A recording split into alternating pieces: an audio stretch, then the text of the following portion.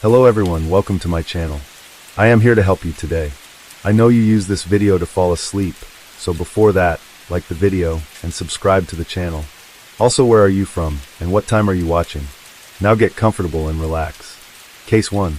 On Thursday, May 19, 1983, 27-year-old Diane Downs drove on Old Mohawk Road in Springfield, Oregon. Her 3 children were in the back seats: Christy, 8 years old, Cheryl, 7 years old, and Danny, 3 years old. The song "Hungry Like the Wolf" by Duran Duran played on the radio. It was late and completely dark, save for the headlights on Diane's new red Nissan Pulsar with Arizona license plates, but she was not worried. She was used to driving on back roads in the dead of the night. For her, this was a common occurrence, and she would soon be home. All went as normal until the family crossed paths with a stranger. Diane stepped out of the car and approached the stranger, a bushy-haired man. Suddenly, he pulled a gun on her and demanded she hand over the keys. She did not. The stranger closed the distance between himself and Diane's red Nissan Pulsar. He then reached inside the car and fired 3 times. Diane's mama bear instincts took over. She feigned throwing her keys into the darkness. The two of them got into a physical altercation. The stranger pulled the trigger 2 more times as Diane got back into the driver's seat. 1 bullet landed in Diane's arm. She sped off to the nearest hospital, Mackenzie Willamette. She shouts, "Somebody shot my kids." Upon the family's arrival, medical professionals jumped into action. They hauled 2 children from the back seats. They didn't notice the third. Cheryl lied face down on the front passenger seat floor. Diane alerted one of the nurses. Cheryl was completely still, but the nurse soldiered on. Off-duty hospital staff members were called in, including a surgeon, who turned his 20-minute commute to work into less than 10 minutes by flooring at 80 miles per hour. They reached out to a hospital in the neighboring town of Eugene for additional aid. Diane stayed in the waiting room with a beach towel wrapped around her injured arm. The hospital receptionist tended to her. Diane phoned her ex-partner, then her parents, before she learned that her middle child Cheryl died from her injuries, but Christy and Danny were alive. The police listened to Diane's story and jumped straight into the investigation. The small community of Cottage Grove was shaken by the story of the strange gunman who attacked a single mother and her 3 children. There was someone violent wandering around freely, and every man, woman, and child was in danger. Unfortunately for Diane, she was a bad liar, and even worse, the police knew it. Elizabeth Diane Fredrickson was born in 1955. She was the oldest of 5 children born to Wesley and Willadine Fredrickson. In the earlier years, the Fredrickson family moved around often as Wesley jumped from job to job. They settled in Phoenix, Arizona when Wesley found stable employment at the post office. Wesley and Willadine Fredrickson were conservative. They were deeply religious and emotionally distant. Young Elizabeth wanted attention, and if she did not get attention from her parents, she would get it from her peers. Elizabeth had a hard time fitting in with kids her age because of her upbringing. Her parents placed her under very strict rules dictating how she could dress, where she could go, and what she could do. Elizabeth was often bullied for her appearance and clothes. She tried to rely on her smarts and accomplishments to get the attention she craved, but ultimately, she would leave the strategy behind. In her teenage years, Elizabeth started to rebel. She started wearing makeup and dyeing her hair blonde. She also began to go by her middle name, Diane. A change in her appearance led to positive results. Her male peers gave her the attention she so desperately wanted. She decided that this kind of attention was better than any she could get from her parents, and so she put all of her effort into chasing that euphoria. While attending Moon Valley High School, Diane met her fellow classmate, Steve Downs, and the two would begin dating. They were practically attached to the hip throughout high school, and they did not shy away from showing physical affection in public. Diane's parents did not approve of her relationship, much less the new persona that she had adopted. Diane did not care about what her parents thought, however, and she continued her relationship with Steve. After her high school graduation, Diane attended Pacific Coast Baptist Bible College in California. Steve enlisted in the U.S. Navy, and the two would try to maintain a long-distance relationship. Diane could not keep her end of the bargain, however, and it did not take long for her eyes to wander. She had multiple affairs, including with university staff, while maintaining her relationship with Steve. Her promiscuous behavior eventually earned her an expulsion, and she had to move back to Arizona with her parents. When the news reached Steve, they broke off their relationship, but not too long after Diane moved back with her family, Steve returned from the Navy. Diane felt smothered by her parents' rules, so she sought out Steve. They rekindled their relationship, and on November 13, 1973, they ran away to get married. Diane and Steve were only 18 years old. Christy Ann, the couple's oldest child, was born on October 7, 1974. When Christy was 6 months old, Diane left the family to join the Navy. She only made it through 3 weeks of basic training before she returned back home. Diane first said she was injured with severe blisters, and this is why she couldn't complete boot camp. She later said Steve neglected Christy, and she had to leave to take care of her daughter. Diane and Steve's marriage was far from a happy one. Coming off Diane's past infidelities, Steve was always on edge. He overanalyzed every interaction Diane had, fearful that he would lose Diane to cheating again. Steve himself was also said to be juvenile in nature and a player. Their high school honeymoon days were done, replaced with constant arguments in public and in private. At some point during the Downs marriage, Steve obtained a .22 caliber pistol. Diane also bought a .22 caliber rifle, as well as a .38 special as Christmas presents for Steve, and he taught her how to shoot all 3 of these guns. After the birth of their second child, named Cheryl Lynn on January 10, 1976, Steve elected to get a vasectomy. He knew he did not make enough to support a family bigger than the 4 of them. When Diane got pregnant once again, she got an abortion, which she would go on to say she regretted. However, she had another affair and gave birth to her sons Steve and Daniel Downs on December 29, 1979. Steve knew that Diane's 3rd child was not his, but he and Diane would not divorce until 1980. Diane said she loved her children, but her actions showed that she was somebody that didn't necessarily enjoy being a mother. Christy, Cheryl, and Danny's clothes were old, and their hair was often unkempt. Diane was often seen berating her children. Steve said she denied them attention the same way Diane's parents denied it to her. One day, Cheryl was put in timeout by a sitter for jumping on the bed, and Cheryl, in response, told the sitter that she wanted to remove herself from the earth with one of her father's guns because her mother said that she was bad. She couldn't get anyone to watch her kids. Diane often left them in Christy's care, who was herself still a kid. She was only 6 when her parents divorced, and only 6 when Diane turned her into free childcare for the first time. Diane already worked for the United States Postal Service, but as a newly single mother, she needed to find a source of extra income. She underwent psychiatric testing on 2 separate occasions to become a surrogate mother, but she failed both times. The results showed that she was psychotic, meaning she was detached from reality. Her judgment skills and understanding of social cause and effect were also shown to be lacking. Now, despite this, she was allowed to become a surrogate and gave birth to a baby girl in 1982 and was paid $10,000. She was interested in becoming a surrogate again, and even in opening a surrogacy clinic of her own. For this, she would need to attend medical school. Her father encouraged her to attend summer classes at Mesa Community College. Diane wrote an essay that she titled Child Abuse during her summer semester. It read, "The gruesome crime of child abuse not only destroys the lives of our children, but it usually brings terror into the lives of our grandchildren. Abused children develop different personalities depending on the type of abuse they receive and the amount of abuse they must endure. Personalities developed in abused children stay with them all their lives. They may receive counseling or some form of help which turns the child around, but no one can take away the scars and pain inflicted on an innocent child forced to submit to mistreatment. It will ultimately affect that child's life as an adult. Then the scarred child turned adult has children of his or her own. These children are usually abused in some way or another by their parents. I wish we could stop this vicious cycle. If we could only take a whole generation and stop child abuse, we could wipe out the plague. Generation after generation, the abuse continues. If you abuse your child, he or she will no doubt abuse your grandchildren." In 1981, Diane met Robert Knickerbocker, a married co-worker. Robert was in a rough patch in his marriage, and his wife begged him to move from Texas to Arizona to be closer to her family. Their new home was smaller and twice as expensive as their old home. Robert wanted to buy a plot of land, which meant they both had to work full-time. They were tired, stressed, and holding unspoken resentment for each other. Robert would take any distraction he could.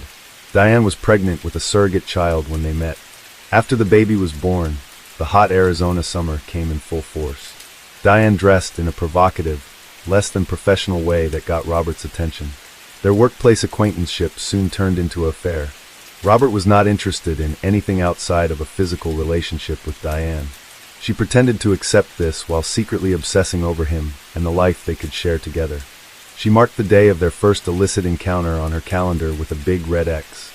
Robert tried multiple times to break off their relationship.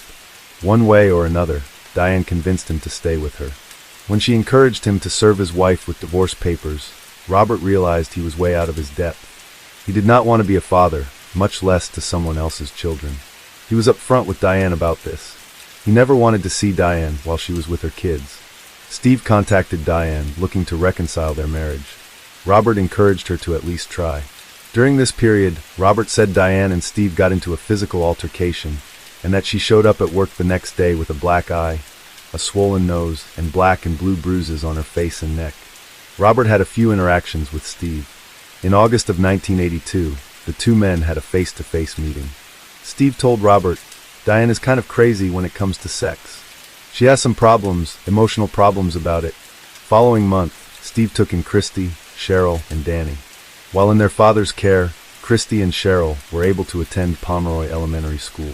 Same time, Diane started her fall semester at Mesa Community College. Weight of her classes and her job proved to be too much for her. She dropped out of school after only a few weeks. Soon, Diane called Robert, accusing him of giving her an STI. He finally ended his relationship with Diane and confessed to his wife, who had already suspected as much for some time. They were both infected with the same STI, which they suspected to have gotten from Diane. Diane's surrogate contract stated she couldn't have an STI at the time of insemination, but she still flew to Kentucky for the procedure, where she was subsequently turned away. Diane didn't actually believe Robert when he broke up with her. She thought he would be there to bring her home from the airport. Instead, it was Steve. He brought her first to his house, then to Diane's mobile home. Throughout their time together that night, Steve said Diane clawed her own face, kicked him, and muttered comments about removing herself from the earth. Diane locked herself in the bathroom. Steve banged his fist on the door, and when he heard a bang, he broke the door down. Now Diane was fine. She pointed a gun at him. It was the .22 caliber pistol, which she had snuck into her purse from Steve's home. Steve took the gun away from her and observed a bullet hole in the bathroom tile. Diane and Robert still had to see each other at work. Now, against his better judgment, he slept with her again, and the affair resumed. Diane got Robert's name tattooed on her shoulder with a rose. Robert's wife put the pieces together quickly, but still she remained silent. Diane flew back to Kentucky for another insemination procedure. During this time, her mobile home caught on fire while she was away. Diane got $7,000 from insurance, and Steve fixed some of the damage for free. However, Robert claimed Diane told him that she asked Steve to burn the trailer down so she could collect the insurance payment. For a brief period, Robert agreed to start a life with Diane. They agreed to sign a lease on an apartment together. Diane called Robert's wife numerous times, half gloating, half daydreaming about the future they would have. Diane used the money from her first surrogacy payment and the insurance from the fire to open a surrogacy clinic, despite not having any experience, licenses, or qualifications. The clinic failed, unsurprisingly. In February of 1983, Robert drunkenly proposed to Diane. She wrote in her diary, "I could hardly believe my ears today. Robert said he would live in the same house with my kids and me, of course. Then he said he would have to marry my ass, but I think I can talk him into all of me. I'm so happy. Just when I thought he would call off our relationship, he said that he would marry me and live with my kids. But before I get too excited, I'll wait a while. He could take another look at the situation and change his mind. I hope he doesn't. I sure love him."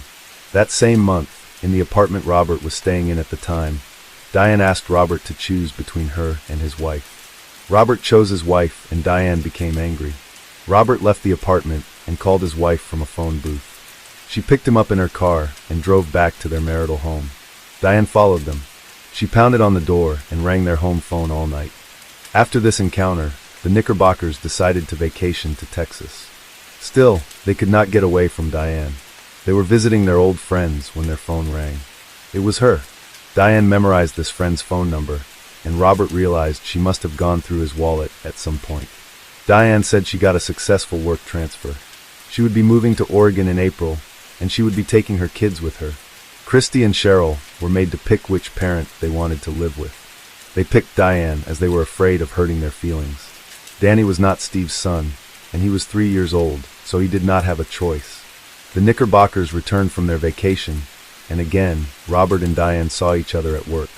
Again, they slept together. Diane had less than a month left before she had to move to Oregon. Robert asked Diane to move in with him until she had to leave. He got a rose tattoo like Diane's, but without any script. He did not want her name forever inked on his body.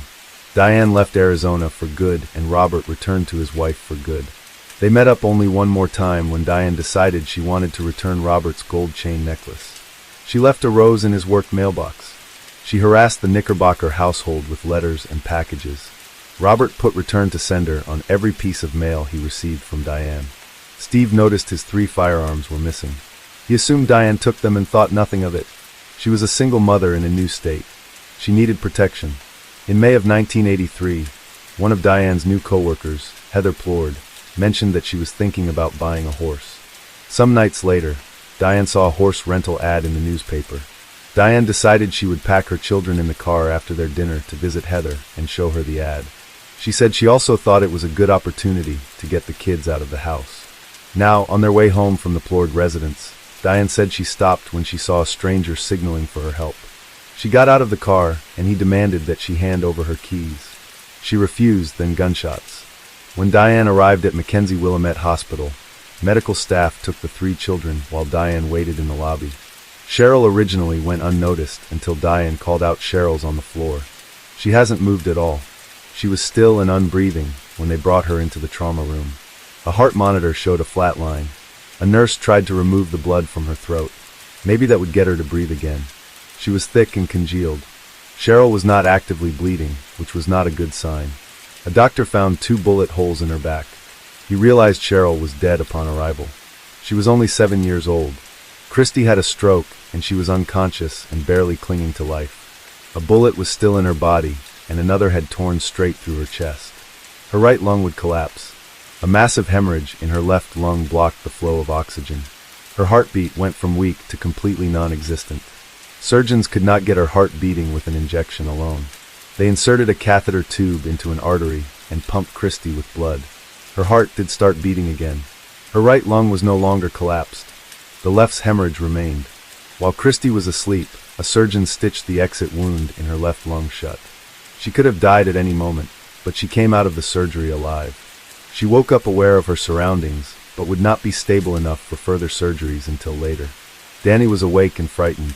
Unable to breathe, tubes were forced into his chest. There was gunpowder on his back, and the bullet hole was likely a contact wound.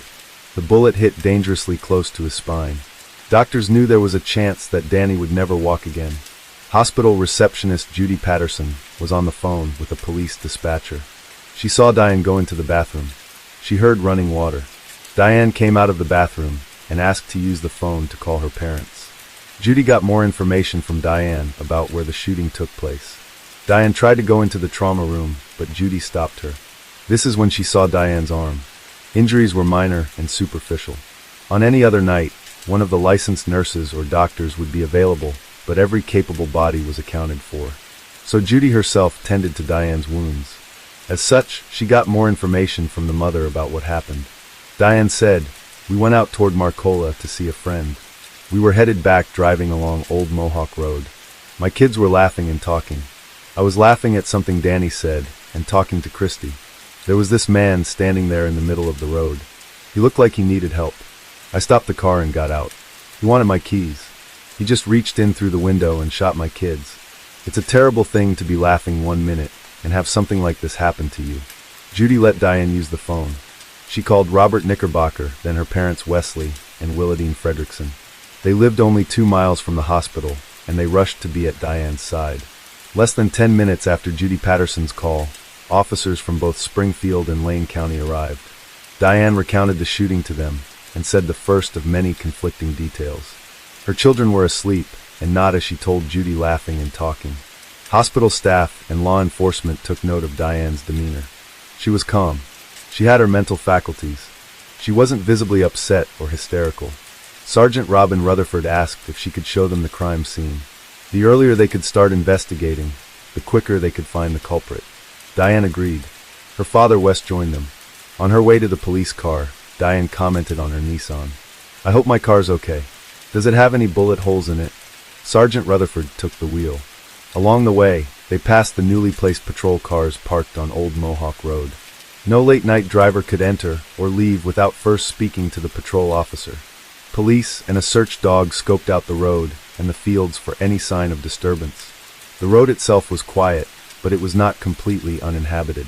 There were a few private residences, and some of these properties had horses. Rutherford explained to Diane that horses were sensitive to their surroundings. If a stranger disturbed their home, the horses would know. They're almost as good as dogs when something alien gets into their fields. This is what Rutherford said. Now, Diane brought them out to the scene of the crime. She remembered, as she put it, the icky yellow car that belonged to the stranger. However, they did not find one. Diane complained of pain in her arm, so Rutherford radioed for another officer to transport her and Wes back to Mackenzie Willamette. Sargent stayed behind. When Diane returned to Mackenzie Willamette Hospital, she received the news about Cheryl's passing in the critical state of Christy and Danny. Her reaction to Danny in particular gave everyone pause. It was a glimmer of good news. There was a chance he would live. But to this, she said, "Do you mean the bullet missed his heart?" Gee whiz. Detective Dick Tracy, yes, that is his name, and Doug Welch brought Diane aside for further questioning. They both found Diane to be unnervingly composed. Detective Tracy described her as very rational, considering what she had undergone. Tracy recognized the kind of wound in Diane's arm as similar in location to wounds in his past cases, where a perpetrator shot themselves to turn suspicion away from them. Diane described the man who shot at her kids as white in his late 20s, about 5'9", 150 to 170 pounds, dark hair, a shag wavy cut, and a stubble of a beard, wearing a Levi jacket and an off-color t-shirt. She agreed to allow investigators to search her home. She said she owned 2 firearms, a .38 Special and a .22 caliber rifle. When Diane was finally allowed to see Christy, investigator Paul Anton said he saw the little girl was terrified. Her heart rate spiked from 104 beats per minute to 147 beats per minute when Diane took her hand saying, "I love you, I love you." The day after the shooting, Heather Plord and her husband confirmed that Diane visited them late at night with the horse rental ad. After searching Diane's home, they took her rifle, some .22 caliber ammunition, calendars, and a diary from the property. The bullets recovered from the children were .22 caliber, and investigators figured they had to have come from a rifle or a handgun. Diane's story and the close contact injuries on the children, they decided the firearm was more likely to be a handgun. Based on the blood splatter in the car, the shooter had to shoot from the left side. Diane was asked to retell her story multiple times, and minor details changed. Her children being awake or asleep, the position of the shooter, and how she reacted to him, just to name a few. Investigators asked Diane to reenact what happened on camera in a parking lot. It's 4 days after the shooting, and Diane was excitable. She was giggling, fixing her hair, and seemed to be enjoying herself. Her arm was in a cast, and she hit it against the car doorframe used in the demonstration. "I just hit my cast," she cried out, and she said that was worse than okay. Investigators could only speculate what she wanted to say.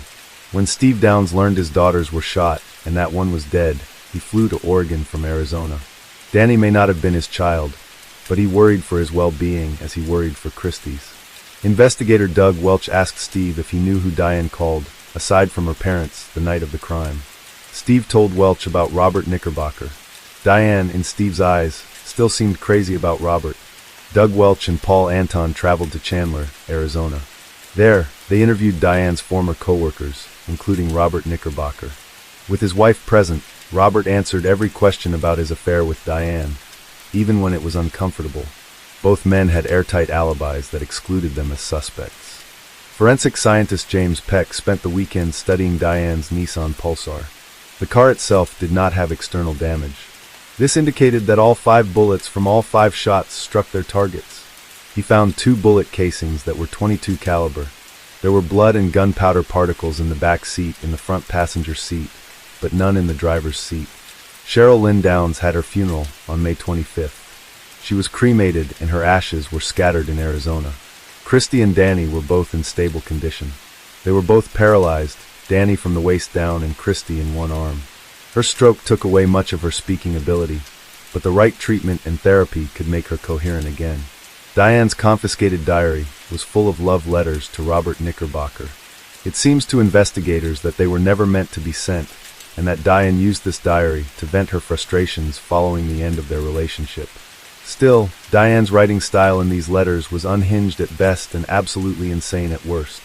Some entries were erotic in nature. She wrote about how she thought Robert was her one true love. One entry read, "What happened? I'm so confused. What could your wife have said or done to make you act this way? I spoke to you this morning for the last time. It broke my heart to hear you say don't call her right. I still think of you as my best friend and my only lover. You keep telling me to go away and find somebody else. You've got to be kidding." A poem was written in another. "I love you more than could your wife, yet it's brought sorrow to my life. I just keep hoping and hanging on. How much longer can I be strong? The weapon used to kill Cheryl and wound Christy and Danny was never found. There is a possibility it was thrown into the Mohawk River. Divers were sent to look for the gun, but the current during the springtime was just too strong. It would have been long gone by the time the divers were geared up and prepared." Steve Downs and Robert Knickerbocker both separately told authorities about Diane's third firearm, her .22 caliber Ruger Mark IV 9-shot semi-automatic pistol. Diane was asked about this pistol and claimed that she did not have it. Steve told investigators about the night that Diane fired the .22 caliber pistol in her bathroom. If they found a .22 caliber casing in the Arizona property, they could examine the extractor marks. Now in a firearm, the extractor is the mechanism that removes empty casings from the chamber and makes room for the new one. It will leave distinct marks on the empty casing, similar to a fingerprint. By examining these marks, experts can determine the make, model, and type of firearm used in a crime, even if the weapon itself is never recovered. Steve and the investigators, along with some of Chandler officers, found Diane's old address. Her trailer was abandoned and damaged by the fire. The repairs meant if the bullet was still there, it was underneath the trailer. They spent 2 days in the Arizona heat digging and sifting through debris. They eventually found the bullet. Unfortunately, it had been trapped underground for so long that it was too damaged to be certain it was fired from the same gun that shot the Downs children. It was similar, but similar wasn't good enough. Heather Plord said Diane ended her visit at around 9:45 and arrived at the hospital at 10:48. The shooting was estimated to have occurred at 10:15. Joseph Inman, who was a witness, claimed he was also driving on Old Mohawk Road. He came behind a red car with Arizona license plates driving no faster than 7 miles per hour. He was stuck behind this vehicle for a full 2 minutes before deciding to drive around it. It was 10:20 p.m. at this point. Diane felt the tides turning against her. She offered herself for another police interview, where she claimed to know who the shooter was and that he knew her as well. He probed her for information, and it became a repetitive choir of "I don't know. I don't know." He asked her point blank if she did it. She got angry and left. Most damaging piece to Diane's innocence was Christy, her own daughter. Child psychologist Paula Krogdahl visited Christy every day. Paula was patient, gentle, and understanding. She took Christy's recovery one day at a time, in the little girl's comfort and well-being above all else. Christy told Paula that Diane hit her and her siblings on more than one occasion. Christy also remembered the traumatic night, but would not identify the shooter. Paula still did not press it with her. Instead, during their sessions, she asked Christy to write down who shot her on a piece of paper, and then burn it. It took some time, but one day, Christy let Paula read the name on the paper. It read, "My mom." Christy said on their way back from the Plord residence. Diane stopped the car on a dark road, opened the trunk, pulled out a handgun, and shot the children, and then herself. Diane was arrested on February 28, 1984, at the post office. She was charged with criminal assault, 1 count of first-degree murder, and 2 counts of attempted murder. She was also pregnant. Now, originally, Diane reached out to a lawyer and author named Melvin Belly, who was a celebrity with a legal profession, to defend her. He wanted to, but he was too busy. The courts would not push her trial back for his sake. Attorney Jim Jagger would be the one in the courtroom. Now, Attorney Jagger had the lawyer charisma seen on film and television. Before the first day of trial officially started, he was speaking familiar to the jury members. Prosecutor Fred Hugie thought that the Downs case would be easy. He could not have been more wrong. Diane initially drew a lot of sympathy. He was a professional first and foremost, often described as cold and rigid. If the angry letters sent to his office were anything to go by, The odds were stacked against the prosecutor in terms of public perception. But he did what he would do best, his job. While Prosecutor Hughie gave his opening statement, Diane wrote "lie" in big letters on a notepad and held it on display. Attorney Jagger snatched it from her hands. Prosecutor Hughie said Diane planned to murder her children so that she could be with Robert Knickerbocker. Her children blocked the way to her happily ever after with a married man who only wanted her as a distraction. One of the prosecution's witnesses was a psychiatrist who described Diane as an antisocial, histrionic narcissist, and possibly a psychopath. Diane's demeanor during her trial was the same as her demeanor in the hospital, calm, unbothered, and inappropriate given the circumstances. She was often seen laughing with Attorney Jagger. Part of Diane's defense was an aspect of her past she kept secret. Her father essayed her when she was 12. He drove her out to isolated places and came into her room at night to put his hands on her, till one day it stopped altogether. She would talk about this at length on the stand. Wes Fredrickson denied this ever happened. Willardine Fredrickson testified Diane was emotional that night at the hospital. Various doctors and nurses said otherwise on the stand. At one point, the prosecution played Duran Duran's "Hungry Like the Wolf" in the courtroom. Same song said to have been playing during the shooting. Diane hummed along, seemingly unaware in the moment that she was being watched by a live audience, a jury, and cameras.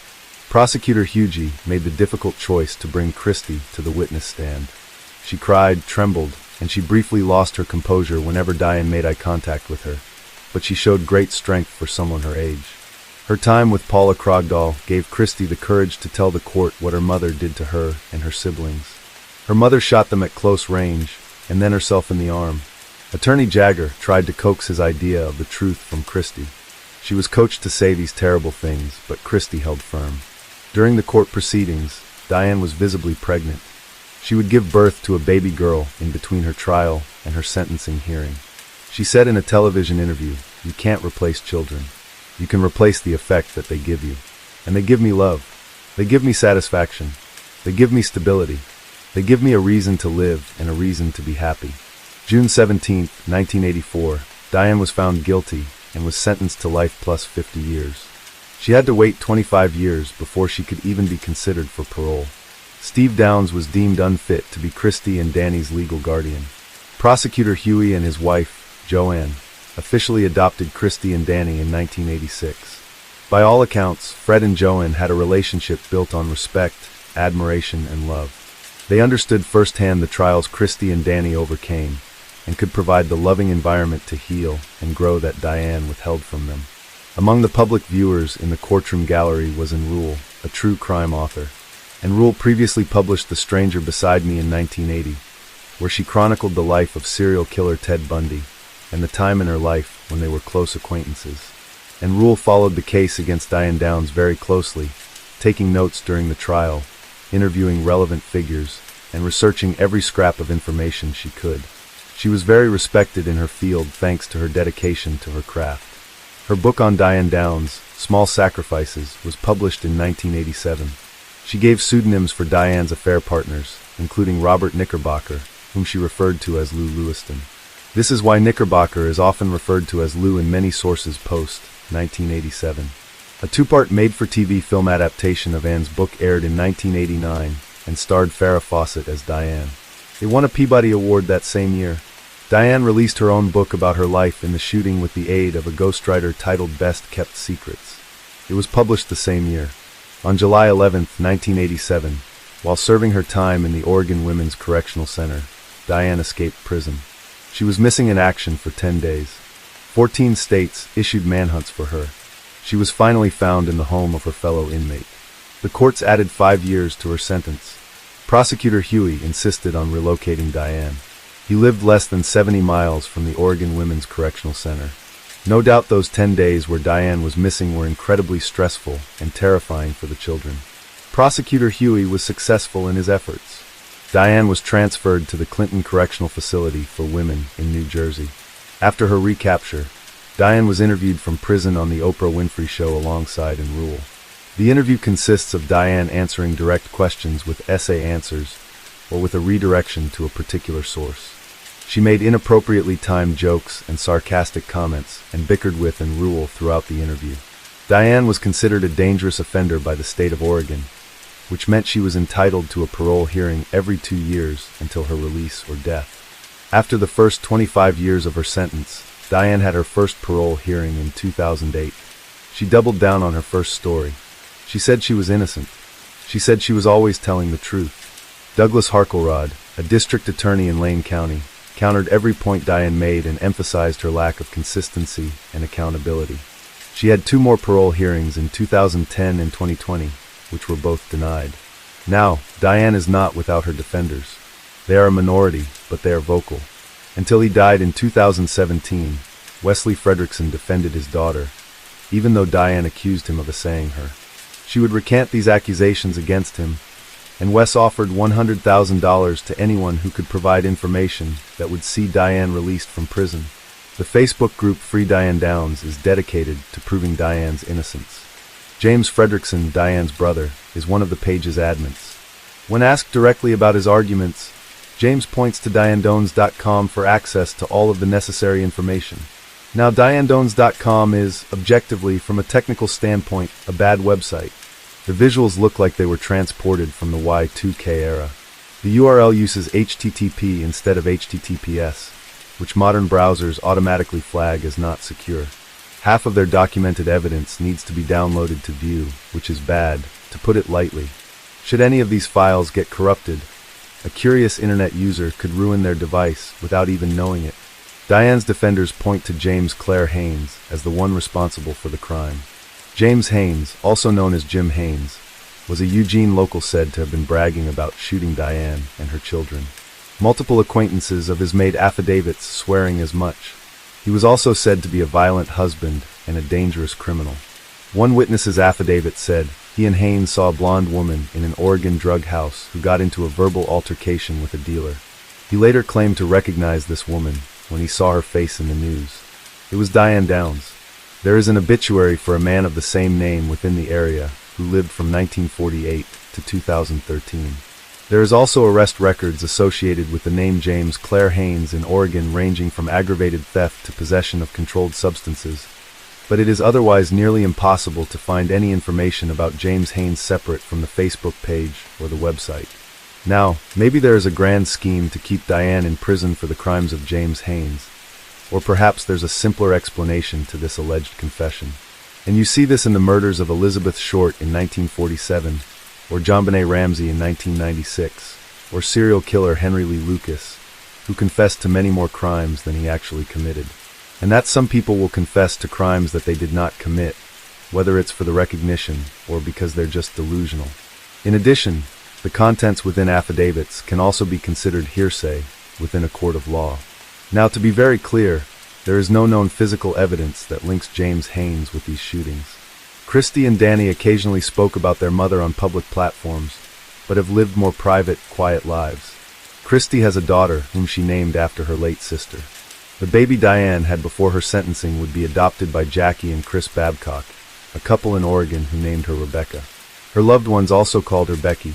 Now, as an adult, Becky was interviewed by Oprah Winfrey, where she discussed how she learned about her birth mother and the effect it had on her. It wasn't a secret to Becky that she was adopted. She was happy with her home life, but still was curious about her biological parents. Her mother, Jackie, fed her small bits of vague information whenever Becky asked, but never anything distinctive. Jackie mentioned there was a book about Becky's birth mother, and Becky tricked a babysitter into uttering the title, Small Sacrifices. At 11 years old, Becky opened in Rule's book and learned about the horrifying crime her mother was convicted of. She didn't get very far in. She tried to put it out of her mind, but she learned more information throughout the years. When she was 16, she watched the Small Sacrifices film adaptation starring Farrah Fawcett. Becky was disturbed. Not only was her biological mother a monster, but one she identified with. Becky recognized in Diane a familiar need for attention and external validation. It was a need she had herself. Becky was already a rebellious teenager, but all of this tipped her over the edge. She fell into substance use and irresponsible behavior. She dropped out of high school and lashed out at her family. She gave birth twice and had to put her second child up for adoption. At just 21 years old, feeling isolated and alone, she reached out to Diane for the first time. Diane was initially excited to hear from Becky. They wrote each other letters, and overall they had good interactions, but Diane could not hide her true nature. She was obsessive, manic, and unhinged.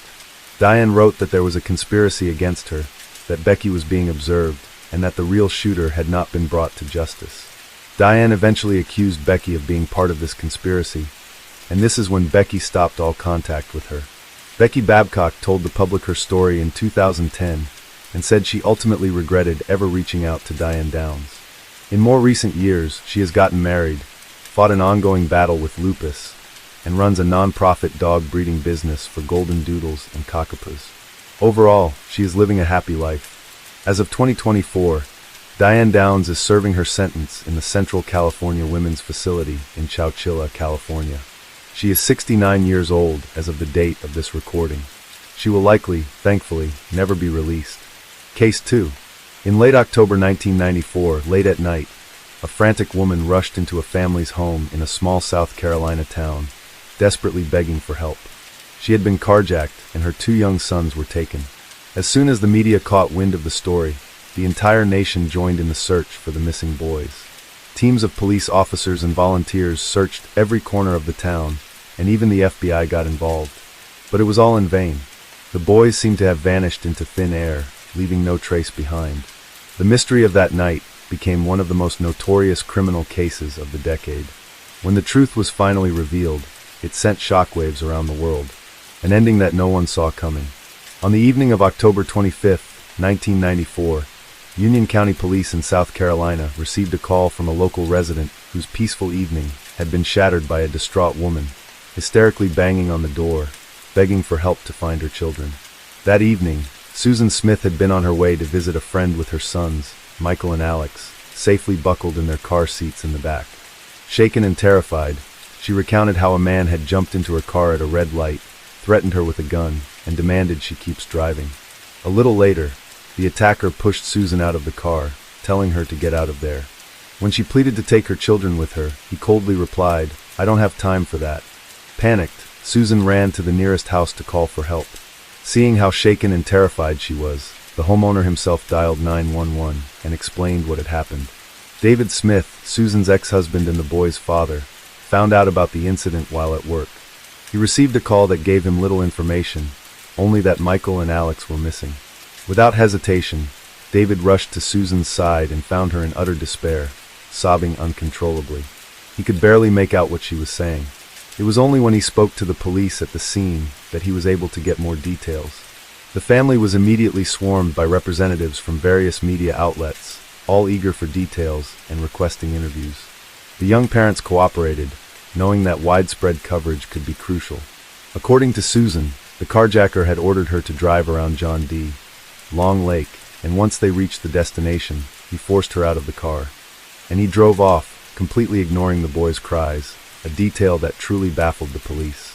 A nationwide search for the vehicle was immediately launched, with Sheriff Howard Wells escalating the case beyond Union County in South Carolina, involving the FBI as well. Meanwhile, Susan and David Smith were doing everything they could to find their sons. As Susan explained, the man who hijacked the car showed no interest in her, didn't attempt to take her purse, but still drove off with 2 crying boys in the back seat. Something about this just didn't quite make sense. The very next day after the incident, the state police sent a team of investigators and a forensic artist to Union to create a composite sketch of the man who committed the crime. Based on Ms. Smith's description, the suspect is a black male in his 20s or 30s, wearing a plaid shirt, blue jeans, and a blue toboggan-style hat. It was last seen in the Smith car, a 1990 maroon Mazda Protege. Law enforcement officers and volunteers combed the woods near the reported abduction site. The first priority was to search the nearby woods and the area around where the carjacker had pushed Susan out of the car. They hoped the man might have realized that stealing the vehicle had turned into a much more serious crime and could have left the children somewhere soon after abandoning their mother. Police helicopters hovered over the area for hours, searching for Michael and Alex, while the Department of Natural Resources sent in a team of divers. They put in every possible effort, as locals referred to John D. Long Lake as the Black Bottom. Anything submerged just 6 inches below the surface became completely undetectable. From time to time, the police also received calls claiming that the boys had been spotted in various locations, and every lead was thoroughly investigated. As expected, detectives turned to their existing databases, knowing that in any area, there could be someone with a prior record or arrest for similar crimes. This approach often helps catch criminals within hours. The longer the search for the boys continued, the more anxiety grew. The hope that the perpetrator had simply dropped the children off somewhere was fading with each passing day. Although David and Susan Smith were nearing the final stages of their divorce when their sons disappeared, they reunited during the search. They chose to stay at David's parents' house, believing it was best to be together and readily available to the authorities at all times. Both parents loved their children deeply, but that wasn't enough to save their marriage. After the separation, David often said that while he and Susan made a terrible couple, they were exceptional parents. Day after day, new tips came in, keeping alive the hope that Michael and Alex would be found safe and that they would be able to hold them once more. Every lead was meticulously followed, with Sheriff Howard Wells frequently sending all officers out of state to chase down fresh clues. But it was all for nothing. The children and the elusive carjacker seemed to have vanished into thin air. Nevertheless, Sheriff Wells held twice daily press briefings to keep the media and public informed.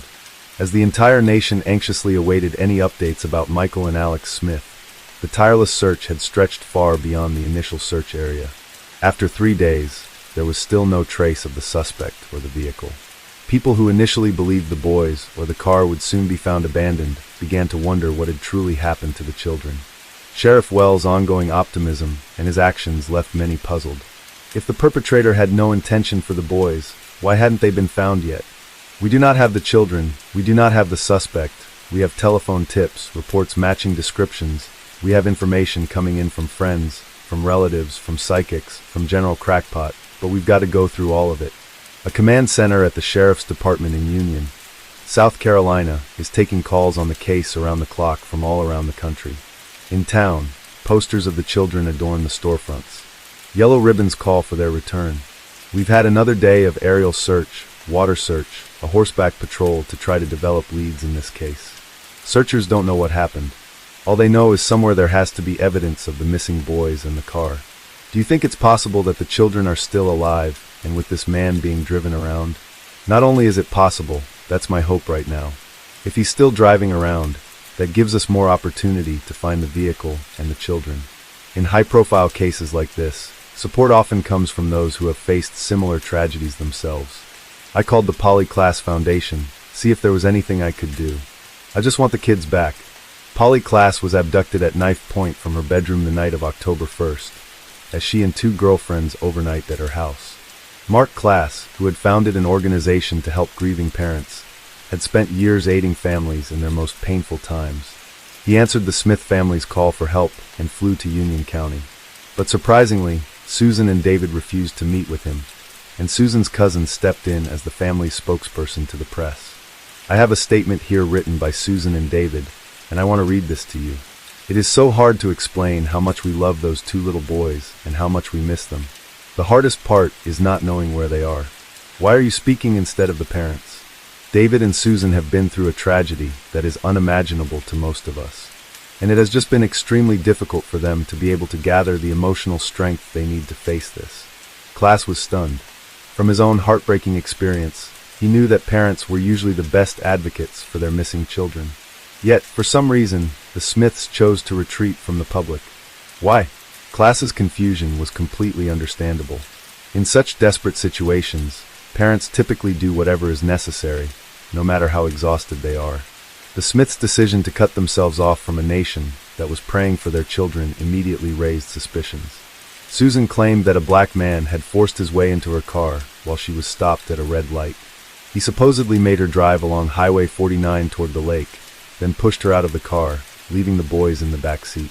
Most carjackers who would take a car not realizing there are children in the back seat will immediately abandon that car. As the search continued day after day, public sentiment towards Susan Smith shifted to one of growing skepticism. Class, however, was determined not to give up. He had come to Union to advocate for Michael and Alex, so he began interviewing various people in the community. Eventually, he spoke to the neighbor across the street from the Smiths. While Susan had informed the police that she left home around 8:30 that evening, this neighbor had a different account. Oh no, she left much earlier, probably around 6 or 6.30, she said, recalling that she had seen the young mother leaving with her 2 children. Additionally, Susan had changed her story several times regarding what she was doing that night. At first, she had mentioned she was going to visit a friend. He lives in Monarch, and it wasn't far from where the red light was. I only had maybe a mile to go. It was even that long, and I didn't make it. They located the friend and questioned him, and he confirmed that he wasn't expecting any visitors that evening. He wasn't even at home.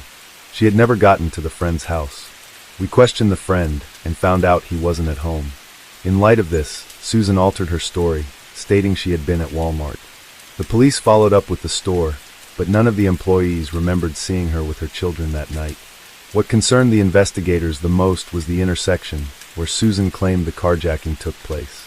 The situation she described simply couldn't have happened at that specific location. On Highway 49, the traffic light was configured so that vehicles traveling east to west, which was the direction Smith was headed, always had a green light. A red light would only be visible if another vehicle was crossing the intersection.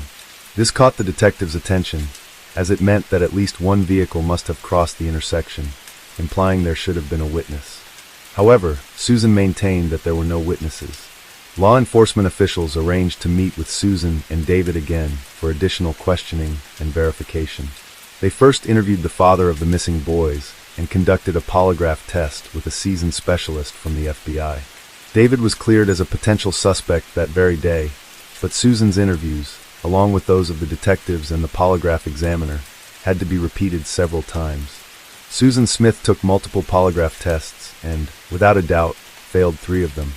The police could have straightforwardly informed the public that Susan had lied repeatedly while answering the detectives' questions and was clearly concealing something. However, Sheriff Howard Wells was cautious to do so. He was carefully navigating the situation and worried about spooking his most intriguing suspect. David Smith was fiercely committed to recovering his children at any cost, insisting that engaging with the press was vital, stressing that the media depended on them more than they depended on the media. As their hopes started to fade, Sheriff Wells recognized that his strategy was leading him closer to the true culprit, and that was the person he needed to concentrate on above all else at that moment. The police, detectives, FBI agents, and even the experts who had been involved in the investigation from the start recognized that Susan Smith's account was filled with significant gaps and, alarmingly, suspicious inaccuracies.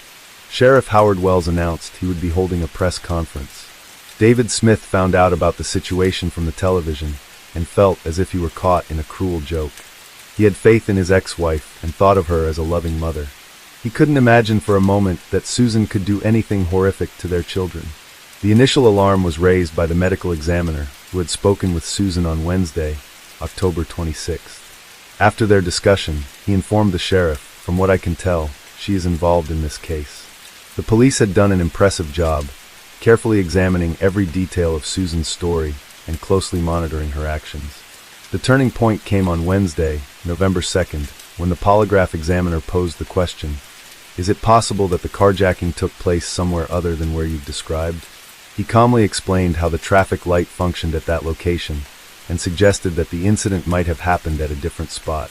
Experienced investigators often use a strategy known as giving a suspect another rope to hang themselves. Susan seized on what she believed was a chance to shift blame and altered her account, saying the incident happened in a rural area 13 miles from where she initially claimed. The detectives quickly countered this by letting her know that the new location was closely monitored due to an operation targeting illegal substances. This exchange didn't go on for long. Susan soon cracked under the pressure. Sheriff Wells, the polygraph examiner, and their team took Susan aside for another interview. They had a strategy in mind. Some of the sheriff's statements were just a bluff. He knew she was lying, but he needed her to confess because the police had no clue about what really happened or where the children were. Wells' double game was aimed at carefully unraveling her fabrications, leading her to the point where she would feel obligated to confess.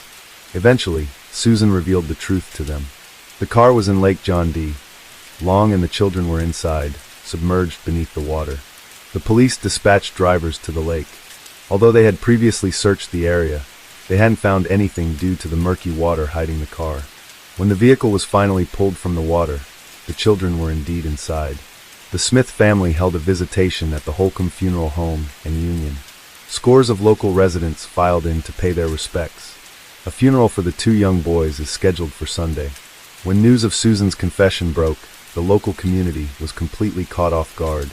She had made numerous appearances on television and had genuinely touched the hearts of people all over the country. Everyone was left with the same question. Why? What could lead a mother to commit such an act against her own children? David Brooke, Susan Smith's lawyer, showed her confession to a few reporters. Despite the fact that publishing it was prohibited, he aimed to shift public opinion about his client. On that fateful day, Susan drove to Lake John D. Long, fully intending to end her life and taking her sons with her to prevent them from having to live without their mother. The lake featured a boat ramp, where Susan started to drive down but paused halfway. After a brief moment, she moved a little further and stopped again. At that point, she got out of the car and released the handbrake, which caused the vehicle to roll into the water with Michael and Alex still inside. The defense contended that this was an unsuccessful suicide attempt rather than a coldly calculated crime, while the prosecution, led by attorney Tommy Pope, argued that her motives for the crime was related to a relationship with a younger man, who found the children to be an obstacle. Smith worked at a company in Union called Conso, where she fell for the owner's son, Tom Findley. A well-known bachelor, designer, and artist, Findley became the main focus for the divorced mother. About 10 days before the boys went missing, he broke things off with Susan, writing her a letter that carefully explained their relationship could have been more serious, and he might have fallen in love with her if it weren't for her children. Tom acknowledged that Michael and Alex were great kids, but made it clear that he simply didn't want to be a father. At that moment, Findley likely had no idea of the dark path Susan was being pushed towards. Prosecutor Pope found it fairly easy to validate his theory. That night, when Susan drove the car with the boys into the lake, she was wearing a dark red hoodie, a gift from Findley, and her trunk was packed with odd items, including her wedding albums and maternity clothes. It was evident that Smith was trying to bury her old life. The frustration of the public, law enforcement, and everyone involved in the search for the children intensified in the months leading up to the trial. On the day the trial began, a crowd of people and reporters gathered outside the courthouse, all eager to hear Susan's defense. However, she chose not to testify, realizing she could never adequately explain how her wish to end her life resulted in the tragic deaths of Michael and Alex, along with everything associated with her sons, her marriage, and more. There was no doubt that Susan would be found guilty. The key question in the trial was whether she would live after what she had done. It's just hard to hear. Next week, the same jury will meet to hear testimony and consider her sentence. She could get life in prison with a chance of parole after 30 years, or death in the electric chair.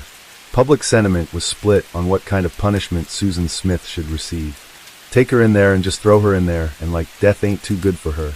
I don't think it's right that she done something like that, and she shouldn't go free for doing it, but I don't think they should take her life for doing it, because it's not going to bring her kids back. Tommy Pope invited David Smith to share his thoughts during the final hearing, and he agreed. Susan Smith's ex-husband David Smith arrived here at court earlier today, and he is openly supporting the prosecution's effort to seek the death penalty. As the heartbroken father spoke, tears filled the courtroom.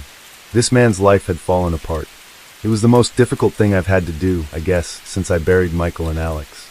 Even Susan was affected by his words. As she left the courtroom after the verdict was announced, she whispered to him, "I'm sorry." Tommy Pope also initiated an experiment with a car. They found a similar vehicle and set up cameras in the back seats to capture the events from Michael and Alex's perspective as the car sank into the water. The footage revealed how the water rose, eventually reaching the boys' seats. It took 6 minutes for the water to reach the cameras. Susan Smith had those 6 minutes to save her sons, but instead, she spent that time fabricating a story about a black assailant at a traffic light. Susan Smith was sentenced to life in prison, with the jury choosing not to impose the death penalty and allowing for the possibility of parole after 30 years. David Smith divorced her before the trial and, with the help of his family and friends, managed to rebuild his life. He later remarried and had 2 children, a son and a daughter. They know who Michael and Alex were and the tragic events that unfolded. As for Susan, the end of her 30-year sentence, which would allow her to apply for parole, is approaching quickly. Preliminary reports indicate that her first parole hearing may be scheduled for November 2024. Will she be granted her freedom? There are concerns, particularly since it had been reported that she contracted a sexually transmitted infection while in prison due to extended relationships with 2 guards and several female inmates. Throughout her time behind bars, she has led a rather tumultuous life, which will likely be a factor during her parole evaluation. Case 3. Samantha Josephson was a smart and ambitious young woman. Her outstanding exam results earned her a full scholarship to the University of South Carolina's law school. Her parents were incredibly proud of her achievements and admired her determination. Samantha was bold and funny, genuine and kind, a combination that made her stand out. Most of her time to studying and preparing for exams, Samantha rarely had a chance to catch up with friends. But on Thursday, March 28, 2019, the 21-year-old decided to take a well-deserved break. She and her classmates planned a night out to celebrate their final year at college, choosing the Bird Dog Bar, a popular hangout spot among students. Meanwhile, 120 miles away from Columbia, in the city of Charleston, Samantha's boyfriend, Greg Corbishley, was at home. The two had been dating for 2 years and shared a deep, genuine love for each other. They kept in touch constantly, texting throughout the day to share updates and dream about their future together. Around 2 a.m., Samantha decided it was time to head home. She planned to call an Uber to take her back to the hub. Although bars in South Carolina don't close until 3 a.m., she had work in the morning and wanted to leave early. So, she left the bar ahead of her friends on her own. Since the couple was in a long-distance relationship, Greg often used a safety app on his phone to keep track of Samantha's location. That night, he opened the app to ensure she had safely gotten into her Uber and was heading back to the hub. However, when Greg checked the screen, he noticed the car was going in an entirely unexpected direction. The situation immediately felt suspicious and concerning. Greg tried calling Samantha, but she didn't pick up. Growing more anxious, he reached out to her roommates, sharing a screenshot of the last known location from Samantha's phone. Around 5:30 a.m., her friends went out to look for her, but after searching the area, they found no trace of Samantha and eventually returned home. Greg woke up around 11:45 a.m. to find 3 missed calls from Samantha's roommate, Carly. When he called her back, he learned that Sammy had never made it home the previous night. The sense of urgency grew with each passing moment. It was clear that something was seriously wrong. Concerned for her safety, Greg quickly headed to Columbia. On his way, he called Samantha's parents to let them know she was missing. Desperate to find Samantha, her friends called every local hospital and even checked her computer, hoping to find some useful information. They found a record of her Uber request, but discovered that the ride had never taken place because Samantha never showed up for that ride. Anxiety quickly turned into panic. No one knew what had happened to her or where she was. In desperation, one of her friends reached out to the police and reported her missing. Greg arrived in the city on Friday afternoon. After meeting with the police, he, along with Samantha's friends, actively assisted the detectives in searching for his girlfriend. The first thing Greg did was head to the area where his phone had last tracked Samantha's location. He walked around, knocked on doors, and asked if anyone had seen anything unusual, but came up empty-handed. Eventually, it was Samantha's friends, not the detectives, who decided to review the surveillance footage themselves. And fortunately, they found something. The manager of the Bird Dog Bar shared the security footage with them. In the video, we clearly see Samantha standing by the entrance of the bar before entering. Once inside, the footage shows her with her group of friends. Everything seemed normal, just a group of young people having a good time, with no signs of anything out of the ordinary. Around 2 a.m., Samantha is seen talking on the phone as she leaves the bar, likely arranging her ride. The street camera footage shows her leaving the bar, stopping near a tree with her phone in hand, waiting for her Uber. Soon, a car pulls up, and Samantha steps into the road, approaching the vehicle and preparing to open the door and get in. However, the driver drives off, clearly not there for her. She returns to her spot and waits for her ride to arrive. Eventually, a dark, 4-door sedan arrives, and we see Samantha walk up to the car and immediately get in. Greg and Samantha's friends knew that the Uber ride had been canceled because the driver was unable to find her to pick her up. But the footage clearly showed her getting into a car, and something didn't add up here. This could only mean that the car wasn't her actual Uber. A heavy silence filled the room as everyone processed the unsettling reality. Greg handed the footage over to the police, and they immediately launched a search for the unidentified vehicle. The footage clearly shows Samantha getting into the car, and if you look closely, you can spot the silhouette of the driver. Only one figure is visible inside, meaning there were no other passengers. The car is seen slowly cruising through the 5 Points area, and the last known location of the vehicle was about 1.5 miles from where it started. After it left that area, the police lost track of it, as there were no cameras further along the route. Fortunately, they were able to identify the car model, a new Chevy Impala, and immediately issued a lookout alert. The police also examined footage from before the incident, hoping to catch a glimpse of the mysterious Impala's license plate. The video shows the Chevy Impala cruising around the area about 15 minutes before it picked up Samantha. The car slows down now and then, but only for short moments, no longer than a minute. In the footage, we can see the car turning into the parking lot near the Bird Dog Bar, making a U-turn and heading toward the exit. There it stops, almost as if the driver is waiting for its target. From this position, the driver has a clear view of Sammy, standing alone. After waiting briefly, the car pulls up next to her and parks in an empty spot. The investigators needed to follow every possible lead to see where it would lead. They reached out to Samantha's parents and asked them to check her bank statements, hoping someone had used her card after she disappeared. Sure enough, they found that in the early hours after her disappearance, someone tried to withdraw cash from her account at an ATM 43 miles from Colombia.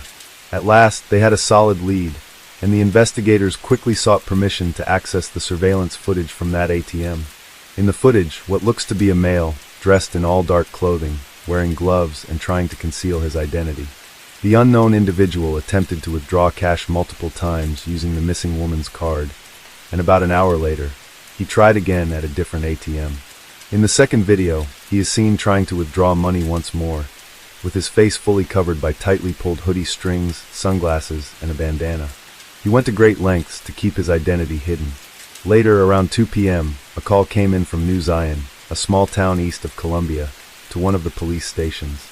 2 turkey hunters were walking around the area looking to see if they could find any turkeys.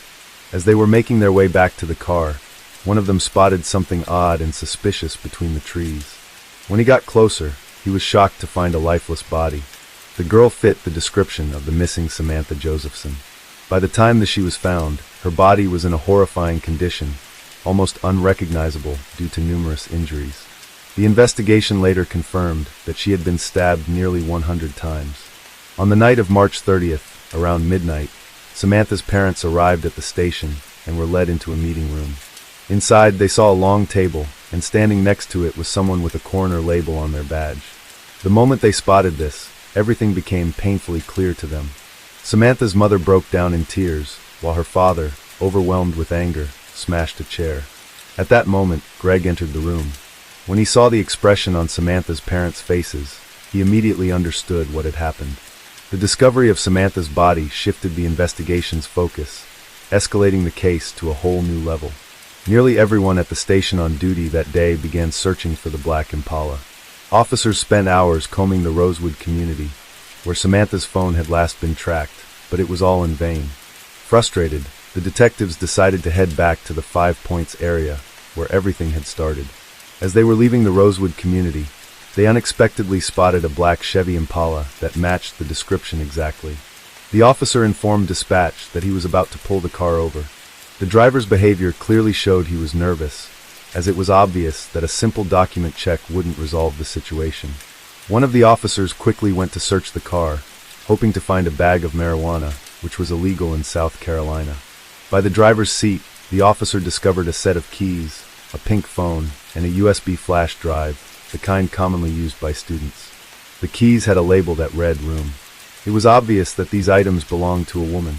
As the officer continued his search, he opened the back door, and when he shined his flashlight inside, he was struck with horror. The forensic team took over the evidence found in the car, while 24-year-old suspect Nathaniel Rowland was brought to the police station. The investigators attempted to question him, but he refused to say anything and remained silent.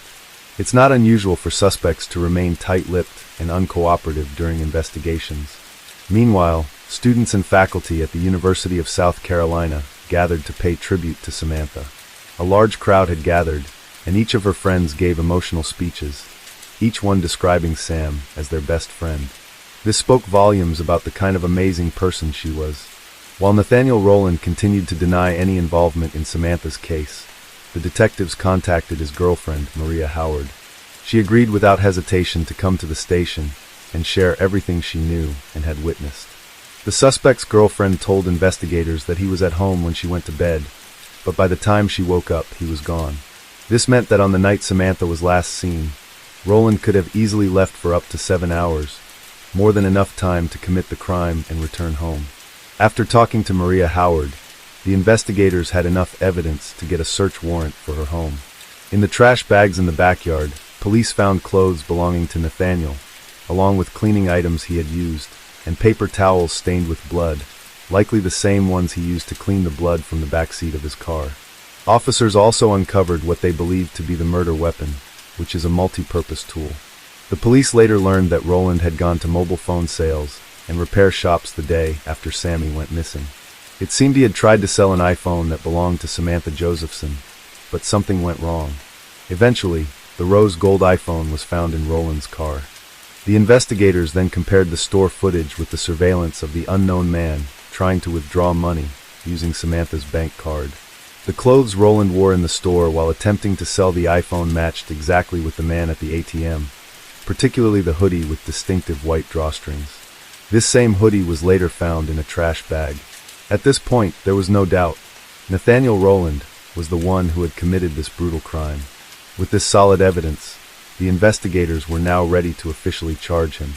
Roland couldn't explain how blood ended up in his car and never gave a reasonable justification for his actions. Based on the numerous pieces of evidence, the investigators were able to reconstruct the events of that night. Roland had gone out looking for an easy target, someone vulnerable whom he could trap and take advantage of. He drove around the city for a while until he spotted a young woman alone. There was no effort required on his part. Sam unknowingly got into his car, thinking it was her Uber.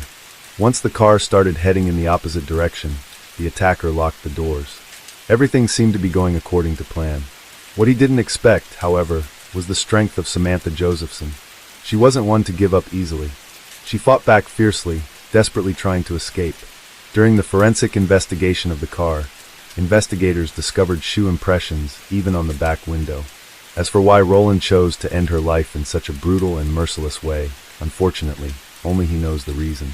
Once Sammy stopped breathing, Roland drove her 70 miles to New Zion. On his way back, he tried to use Samantha's credit card, but was unable to do so. There was more than enough evidence against Nathaniel Roland, making it easy for the prosecution to take the case to trial. The jury found him guilty on all counts, and he was sentenced to life in prison. Now this man is separated from society and can no longer harm anyone. It is the justice that Samantha's parents and boyfriend fought so hard for. He's taken my daughter. He's taken my dreams of being a grandmother to Sammy's kids. Just all my dreams for her. He's taken a lot. He's taken my trust in the world. Case 4. Jamie Rose Bolin was born in Edmond, Oklahoma on August 7, 1995 to parents Curtis Lynn Bolin and Jennifer N. Bolin. Jamie had bright red hair, blue eyes, and freckled cheeks with a gentle smile. Her family said that even though she could be shy, she was always interested in making new friends, and she only saw the good in other people. Her uncle said she was smart and sweet, and her dad said she was able to laugh at almost any situation. Her nickname was Copper Top, and her favorite color was green. Her classmates said she wasn't part of any group, but she never had anything mean to say about anyone.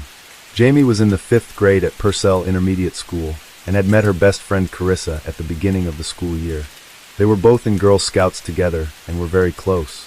Carissa said, "I feel like she's my sister." We would sit at the tables and eat breakfast together. We'd play at recess together. Jamie liked playing with dolls and sewing. She enjoyed singing and dancing, and had made up her own cheerleader dance that she liked to perform for her family. She liked being outside riding her bike and loved any opportunity to ride a four-wheeler. She loved spending time with her dad, watching movies, and beating him at checkers. Her dad said she was just starting to come into her own. She was becoming her own person. Jamie's parents raised her in the small town of Dibble, Oklahoma. She was around 2 years old. Her parents separated and eventually divorced. Her mother went back to her maiden name, Jennifer Fox, and moved to Guthrie. After the divorce, Jennifer had a couple of serious relationships and 2 more daughters. Those relationships also ended. She decided to pursue her dream job as a truck driver. She left Jamie with Curtis and her younger girls with their fathers in order to make the long trips. To fill up her days alone on the road, she began using crystal, and she struggled with substance use for several years. But she finally got clean in 2005, and she was determined to stay clean for her children. Meanwhile, Jamie and her dad stayed in Dibble for several years. In 2005, they moved to Purcell, which is another small Oklahoma town.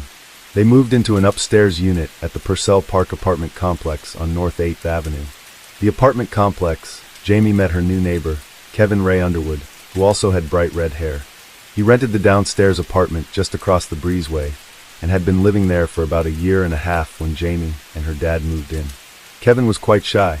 He spent a lot of his time at home playing with his pet rat named Freya and posting online to sites like MySpace and Blogger. He had an online blog called Strange Things Are Afoot at the Circle K. He had worked at a nearby Carl's Jr. for many years, but had recently gotten a new job at a local grocery store. One of his coworkers at the restaurant, Ricky Woods, said Kevin didn't have many friends. He said there were some people he would talk to, but 90% of us he would not. For about a year, Ricky and his 8-year-old daughter lived in the apartment above Kevin, but he said they rarely saw him except for when he was doing his laundry or getting his mail. Ricky said Kevin would go in his apartment, shut the door, and no one would see him for the rest of the day. Kevin's mother said her son was a hard worker and never got into any trouble. He once received a speeding ticket, but he had no other contact with law enforcement. She said he struggled with social anxiety, and he had been on the antidepressant medication Lexapro, but at some point, he decided to stop taking it. His mother said that near the end of February of 2006, he had started taking the Lexapro again, and he was trying his best to improve his life. Even though he wasn't friendly, many of his neighbors and coworkers thought he was a nice guy, just a little quiet and a bit of a loner. However, when he was online, Kevin was a different person. Now, in real life, he didn't have a girlfriend, but he had been in an online relationship with a woman named Melissa Custer for almost a decade, and he told his mother he had fallen in love with her. He arranged a trip to California to meet her, but Melissa canceled the meeting and told Kevin she just wanted to be friends. According to his mother, Kevin was crushed by Melissa's rejection. Without an intimate partner, he was frustrated and frequently used the internet to find stimulating images. Over time, those images got darker and more disturbing. Eventually, he found cannibalistic adult films and became obsessed with a fantasy of butchering a human body and eating it. In his online blog, he made a disturbing joke, asking, "If you were a cannibal, what would you wear to dinner?" He answered his own question with a punchline, "The skin of last night's main course." In another entry, he wrote, "I really need a girlfriend. My fantasies are just getting weirder and weirder, dangerously weird. If people knew the kinds of things I think about anymore, I'd probably be locked away." No one in Purcell knew about his online writing, though, and most people didn't think he seemed dangerous. Still, a couple of his neighbors noticed odd behavior from him. Manager of the apartment complex, named Tim Bayer, said he sometimes noticed Kevin standing outside and watching the neighborhood children play. Another neighbor named Daniel Downey said he'd seen the same thing, but incorrectly assumed Kevin had a child of his own. He said, "I always see him looking at kids, so I thought he had kids." At work, he was given the nickname Zombie Kevin because of his disturbing comments. For example, on one occasion, he pointed out a pretty customer to his co-worker, Michael Horner, and asked him, "I wonder what she would taste like." Michael said he found the comments disturbing and worried that Kevin might kill someone someday. Meanwhile, Kevin continued to talk to Melissa via online messaging. Though most of their chats were normal, his dark thoughts crept in sometimes. Sometimes it was through a joke, like in December 2005, when he told her he had to go shopping and pick up milk, eggs, bread, and human souls. In early 2006, his comments got more and more disturbing. In January, he told her he was going to kill someone if he couldn't find someone to sleep with soon. Later that month, he told her normal intimacy no longer aroused him. In February, he told her he wanted to write an explicit children's book. We'll just leave it at that. He also admitted that he was fascinated by gore and death. He told her he was looking at online images of mutilated corpses. He'd become addicted to what he described as weird and gross erotica. Though he was shy and didn't talk to many people, Kevin seemed to go out of his way to befriend his young neighbor Jamie. She was shy too, but young and trusting. Sometimes he would come out of his apartment with his rat sitting on his shoulder. Over time, Jamie got comfortable enough to pet the rat and talk with Kevin in the breezeway. They talked often, and she had been in his apartment several times, even though her father had told her she wasn't allowed inside of anyone else's apartment. One day near the end of March, Kevin was sitting inside his apartment watching cartoons with his front door partially open. Jamie noticed the open door and walked in, asking if she could pet his rat. After hanging out for a little while and watching cartoons with Kevin, she left. On April 11th, Jamie's dad told her to use the payphone at the apartment complex to order pizza. Since they didn't have a phone at their apartment, they often used the payphone when they needed to make calls. Kevin said she could use the phone in his apartment, and she followed him inside, but she told him she'd get in trouble with her dad, so she took the handset to his cordless phone out in the breezeway and placed the pizza order. And again, nothing bad happens. It's easy to imagine that she just might have thought her dad was being overprotective with his rules. The next day, on April 12th, Jamie got up, put on a pink shirt, and went to school. She was looking forward to visiting with her mom, Jennifer, in a few days. Jennifer hadn't seen Jamie since February, but they had plans to go Easter egg hunting over the upcoming holiday weekend. Best friend Carissa said they talked during 6th period, and that Jamie seemed kind of happy. Dad's workday ended after the school day, so she usually spent a few hours alone in the afternoon. She stopped at the local library after school and played with a friend there for a little while. When she got home, she realized she'd left her keys at school. To make the trip quickly, she rode her bike to school, grabbed her keys, then biked back home. It was a hot day, and all the effort had made her sweaty, so she changed into a blue short-sleeved shirt and came back down to the breezeway. After that, she and her bicycle disappeared. Her father, Curtis, arrived home from work and couldn't find her. He got worried. He asked several neighbors if they had seen her. He also asked Tim, the apartment manager, if he had saw her. He had not. Tim volunteered to help look for her, and the two knocked on doors asking if anyone had seen Jamie. At about 6 p.m., they knocked on Kevin's door. Tim said it took a long time for Kevin to answer. When he opened the door, he was still buttoning up his shirt like he had just put it on. Kevin said he had seen Jamie riding her bike outside earlier, but didn't know where she went. He stayed outside for a while, telling Curtis that he'd keep watch in case she came home while he was out searching. Around 8 p.m., he told Curtis and Tim that he was tired and had to work early in the morning, implying that he was headed for bed. After searching the complex and finding no sign of his daughter, Curtis reported her missing to the police. Since there was no evidence indicating that she had been abducted, police initially assumed the 10-year-old had run away, or that they'd find her hiding with a friend or somewhere nearby. They gathered a team of police, firefighters, and volunteers to look for her, however. Meanwhile, Curtis called his relatives, including his brother Mark and his wife Linda. They came to the apartment complex to help search for Jamie and stayed with Curtis once he called the police. The family gathered in the breezeway outside while they waited for news. Linda said, Kevin stopped by to talk to Jamie's father several times and expressed his concerns to family.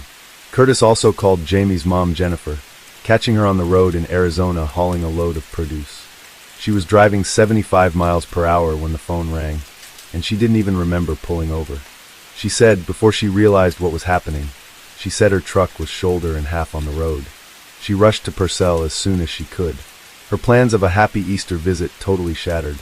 Jamie was still missing after a day spent searching for her, so officers issued an Amber Alert on Thursday night, and the FBI joined the investigation. One of their first working theories was that Jamie had met a man online, and that person might have convinced her to bike somewhere to meet him, but they had no sign of her bike anywhere either. On Friday, the FBI still had no leads. Following their child abduction response plan, agents set up 4 roadblocks and checkpoints on roads leading to the apartment complex at around the same time of the day they thought Jamie had gone missing. Since many people drive the same route home from work every day, they were hoping one of the motorists they stopped might have seen something that would give them a clue about what happened to her. Kevin's dad was driving Kevin home after work when Agent Craig Overby stopped his truck at one of the roadblocks. Kevin's dad mentioned that they knew the little girl was missing, and that Kevin was her neighbor. Overby asked if Kevin would come talk to him in his patrol car. The FBI agent was soon convinced Kevin knew more than any other suspect he had talked to. During their conversation, Kevin pointed out that the Amber Alert on the news was wrong. It said she was wearing a pink shirt. When he had seen Jamie riding her bike that afternoon, he said she was wearing a short-sleeved blue shirt.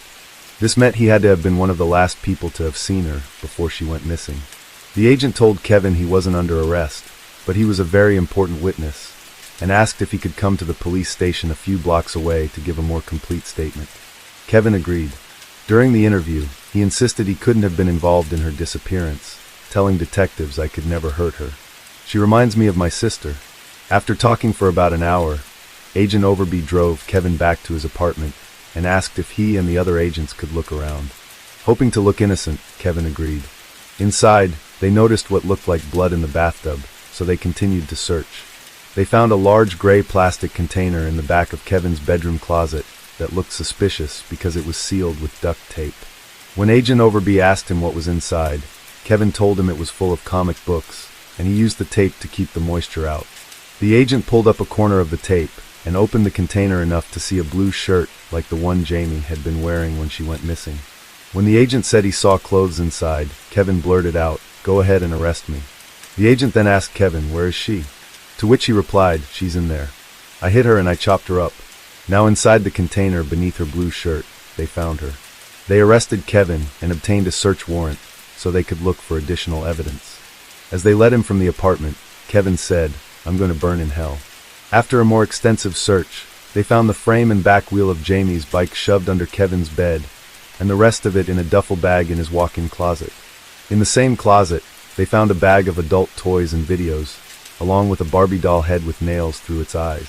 They found a hacksaw, a decorative dagger, and other knives and swords, and several rolls of duct tape. They found a DVD box set of an A&E documentary about serial killers, and a mug that they believed Jamie had brought with her. Kevin's computer was seized to search it for digital evidence. They also found a wooden cutting board, barbecue skewers, and meat tenderizing powder. But those items wouldn't make sense until agents talked to Kevin some more. After his arrest, Kevin asked to talk to Agent Overby again, and after making sure that Kevin properly waived his Miranda rights, the agent spoke to Kevin for several hours, during which he made a full and very disturbing confession. Kevin told agents that he had been planning to kidnap someone for a couple of months. He'd been interested in and fantasizing about cannibalism for at least a year. When he started taking his Lexapro again, his fantasies really ramped up. He started to act on them. He said he wanted to know what human flesh tasted like, and thinking about it aroused him. He was so focused on the idea that he began downloading crime scene photos of dead bodies to fuel his fantasies. According to what he called his original plan, he wanted to grab a local child, restrain them, and make them watch an adult movie with him. He even considered that he might have to explain what was happening in the movie since the child might not understand, but he thought that he could teach them. After the movie, he planned to essay, torture, murder, sleep next to the dead victim, and then finally eat them, leaving only bones to dispose of. In preparation, sometime in March, he purchased the hacksaw, the meat tenderizing powder, and the barbecue skewers. He found one of the heaviest items in his home, a solid wood cutting board, and brought it into the living room in case he needed to use it as a weapon. He also ripped off a length of duct tape and stuck one end to his entertainment system, letting the rest of it dangle so he could easily grab it. He knew what he wanted to do. He had not settled on a target yet. He admitted he would stand outside and look at the neighborhood kids, considering them as possible victims. Now, he said that he did not identify as a pedophile, but he thought kidnapping a child would be easier because he could more easily overpower someone smaller. He said, "I kind of planned all along to probably get a kid, just mainly because they'd be easier to grab and easier to get rid of afterwards. Smaller and, put up less of a fight." This is a direct quote. He had his eye on a 5-year-old neighbor boy, at least one adult woman, and Jamie. On a few occasions, he almost went through with an abduction, but he said he became too excited. Afterwards, he said he felt sick and questioned what he was thinking. He told the agent, "I'd just be hit with disgust. I mean, like, my God, what am I thinking about? You can't do that. It's horrible."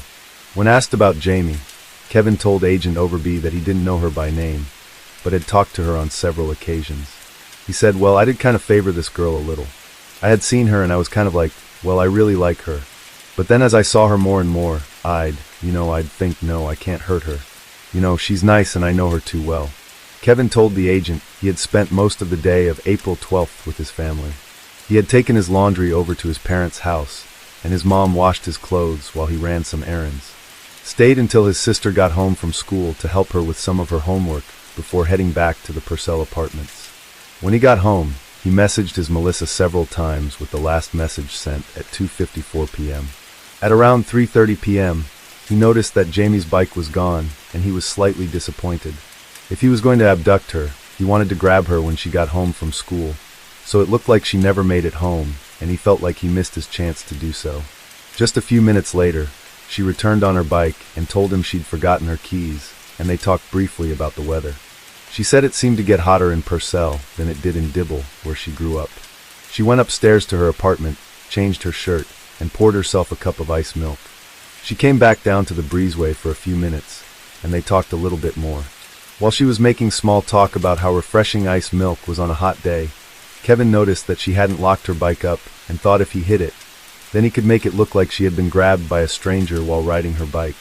After a few more minutes of chatting, Kevin said she asked to come inside and see his rat. Once inside his apartment, she sat down on the floor next to the rat's cage. An episode of SpongeBob came on the TV, and they watched it together, talking a little bit about the show. He said that she was in there watching TV for about 15 minutes while he debated putting his plan into action.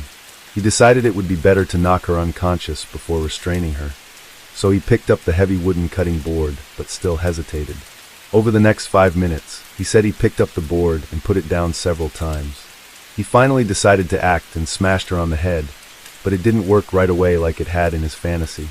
After his first blow, she jumped up and said, "I'm sorry." Later, he told detectives that something that's, haunted me forever since it happened. She started yelling, "I'm sorry," which, I'm like, what is she sorry for? She didn't do anything wrong. It's me, I'm the one that should be sorry. She tried to run away, and he hit her again. She started screaming, "Oh God, I'm sorry," and told him, "Let me go, I won't tell." He hit her 3 to 4 times with the cutting board, while Jamie fought for her life and refused to go down. He dropped the cutting board and grabbed her from behind, clamping his hand over her mouth and nose. He forced her to the ground until she was on the floor, and her stomach pinned beneath his weight. Kevin thought he had killed her. When he loosened his grip, she tried to grab something from a nearby toolbox, and he had to trap her against the ground again. She went limp, and he held her that way for several more minutes. He turned her over on her back to make sure she was really gone, but 30 seconds later, she started breathing again, and he said he had to do it again. After holding her pinned for 5 more minutes, she went limp again and lost control of her bladder. He thought she was dead, but to make sure he covered her mouth and nose with duct tape. Then he dragged her into his bedroom to hide her from view, so he could go outside to grab her bike, which he then wheeled inside of his walk-in closet. Back inside, Kevin essayed Jamie, but said the position she was in made it difficult to do what he wanted to do. Now, in his original plan, he had wanted to drain the blood from his victim while they were still alive, like a butchered animal, so he dragged Jamie into the bathroom. In his imagination, Kevin was able to move his victim with ease, but in reality, the 110-pound dead weight was too heavy for him. After much struggle, he was able to drape her over the edge of the tub. He pulled her hair back in a rubber band to keep it clean, and then used the decorative dagger to cut her neck, but he was unable to sever her spine. He planned to collect the blood in a large white bowl, but he said the blood was already clotted, and it didn't look appetizing to him in that condition, so he tried to wash it down the drain. Leaving Jamie in the bathroom, Kevin went to his computer to message his friend Melissa at 4:08 p.m. He didn't tell her what he had done, but she said that he seemed significantly happier than he had been in a long time during their conversation. He also deleted the adult images in his collection of crime scene photos from the computer in case the police searched it. A little before 5 p.m., he saw Jamie's dad Curtis arrive home from work. Kevin watched as Curtis walked around looking for Jamie. With no sign of her near the apartment, Curtis jumped in his truck and drove around looking for her. Inside his apartment, Kevin wanted to move her from the bathroom into his bed, but she was still bleeding too much and her stomach contents were now leaking from her neck. He was worried that the smell of blood and vomit would travel outside his apartment, so he lit incense to cover up the scent. He also poured cleaners down his drain because he was afraid the clotted blood would back up the lines, possibly sending bloody water into nearby apartments. When apartment manager Tim and Curtis knocked on the door, Kevin made sure the bathroom door was closed tight. He got dressed and went outside to talk to them. Later, he told the FBI that he talked to Curtis on purpose, so that no one would expect he had anything to do with Jamie's disappearance. He stayed outside pretending to look for Jamie until about 8 p.m. and made an excuse to go back inside his apartment. He tried again to move her, but there was still so much blood. He was disappointed that the reality didn't match his fantasy. He told detectives, "At this point, I was just disgusted. I was like, God, this mess. I guess I was already pretty upset. I can't believe this. I wish I hadn't did it. I wish I could take it back." He laid her on a tarp, wrapped her up in it, and covered the bundle with large black trash bags. He then put her in the large gray tub, along with her clothes and a towel to soak up the blood. He taped the container closed and shoved it in his closet. He also took apart her bike and hid the pieces under his bed in a large duffel bag. The next day, he messaged Melissa, and he told her he had a difficult 24 hours. He didn't want the police to come and search his apartment. He must have thought he'd done a good job of cleaning up because he agreed to a search later that day. After his arrest, agents waited until Jamie's family had gone inside before walking the handcuffed Kevin to a nearby patrol car. Kevin was held without bond in the McLean County Jail on the charge of first-degree murder. Because there was so much media coverage, the trial was moved from McLean County to Cleveland County with the hope that they would find impartial jurors there. At the time of the crime, District Attorney Tim Kuykendall had been working as a prosecutor for 24 years, and he was horrified by Kevin's actions. He said, "I've never seen a homicide quite as atrocious and heinous and cruel as what this little girl suffered. This does not appear to be a spur-of-the-moment crime of opportunity, but a well-thought-out premeditated act with months of planning and preparation." He thought Kevin should get the death penalty and was determined to take him to trial. However, DA Kuykendall lost his election in 2006, and he was replaced by Greg Mashburn. The new DA considered offering a plea deal but ultimately agreed with his predecessor. This crime was so terrible that Kevin had to pay with his life. His jury trial began on February 19, 2008, and it was presided over by Judge Candace Blaylock. At the trial, the autopsy report was presented by forensic pathologist Inez Yacoub. He testified that Jamie's official cause of death was asphyxiation and blunt force trauma to the head, and her manner of death was homicide. He detailed the many injuries that she bruises on the back of her head consistent with the blows Kevin had described. She had pitychia, which are burst blood vessels in her eyes, consistent with being suffocated and unable to breathe. He found curved marks on her face caused by a hand being held over her mouth and nose, and deep saw marks on her neck from attempted decapitation. Doctors also found evidence of trauma to her private parts, including a torn hymen. Doctors were not able to tell whether Jamie was still alive when the essay occurred. Though this evidence alone would likely have been enough to convict him, prosecutors also had something much more damning. Almost 2 hours of a videotaped interview during which Kevin described everything he had planned and done in a step-by-step, matter-of-fact way. This interview, conducted by agents Martin Magg and Craig Overby, was played for the jury. On the tape, Agent Overby stayed calm and allowed Kevin to talk. We reworked to build a rapport with Kevin, asking him about his job and his family, and telling Kevin he was intelligent. As Kevin was comfortable, Agent Overby told him, "At some point you realize you had to do the right thing and tell what happened." At first, Kevin seemed hesitant and had to be prompted with questions. Once he started talking about his plan, he seemed eager to talk. He even seemed excited at times. He told the agents about his addiction to adult films and images, and explained how his desires had gotten so morbid. He said he had spent the last 12 to 13 years surfing the internet for bizarre adult material. He said, "There's a lot of weird stuff on the internet. So as the years went by, I just got desensitized to normal porn. I had to keep going after harder and harder core stuff until it finally got to this cannibalism point." He told the agents he had spent months forming a plan to kidnap someone from the neighborhood, most likely a child. He said, "While they were still alive and gagged, I was going to drape them over the bathtub and cut off their head, and then hang them and let the body all drain out. I was going to keep the body around for a couple of days. I was going to set the head on my desk, so it could watch me, and keep the corpse in my bed, sleeping with it, having sex with it for a day or two. And then I was going to start butchering them and cooking them." He told the agents what he bought as part of the plan, and sometimes even remembered where he bought it. He got the plastic tarp and large container at Walmart, planned to use the tarp to cover the couch while he essayed his victim, and cover his bed while he slept with them at night. Bought a hacksaw to cut open the head because he wanted to eat the brain. He bought barbecue skewers because he wanted to stick them through the cheeks and eyes of his victim. He even told them where to find the Barbie doll head he practiced that technique on. He bought the meat tenderizer powder so he could eat every part of the body, including the organs. Kevin didn't seem ashamed of his actions, but he knew his mother and sister would be devastated when they found out what he did. He knew what he had done was wrong, but he also blamed Jamie for becoming his victim. He said, "She was a very trusting kid that if it hadn't been me, it could have ended up being someone else. 'Cause like I said, she just kind of wandered into my apartment. I didn't, force her in there or even ask her in." At the end of the video, he threw up violently into the room's trash can, which could have been a sign of remorse or a sign of fear because he had gotten caught and was going to jail. Following the video testimony, the defense arrested without calling any witnesses. After hearing Kevin say, "I know what I did was wrong and I know I deserve to be punished for it," there wasn't much for his lawyers to say. They didn't even try to prove he was innocent. Their only argument was he should be given life without the possibility of parole because he had mental illness and other mitigating circumstances. On February 28, 2008, the jury took only 23 minutes to get Kevin a first-degree murder. And on March 7th, the same jury sentenced him to death by lethal injection.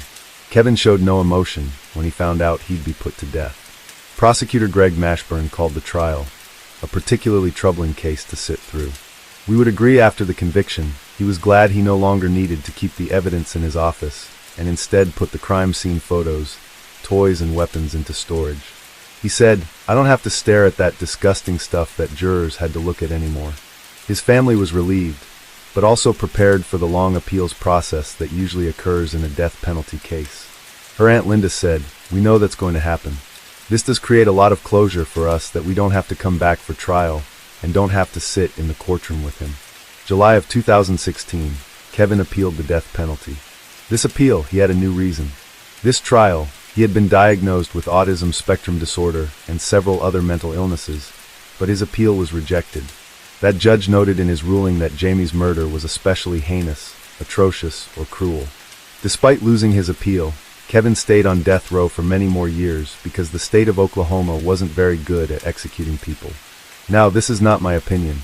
This is just what happened, and let me explain to you why. Now, in 2014, after Kevin was found guilty, but before his appeal process was done, the execution of another convicted murderer in Oklahoma went horribly wrong. Clayton Lockett, who had shot a 19-year-old woman and buried her alive, was given an untested combination of drugs for his lethal injection.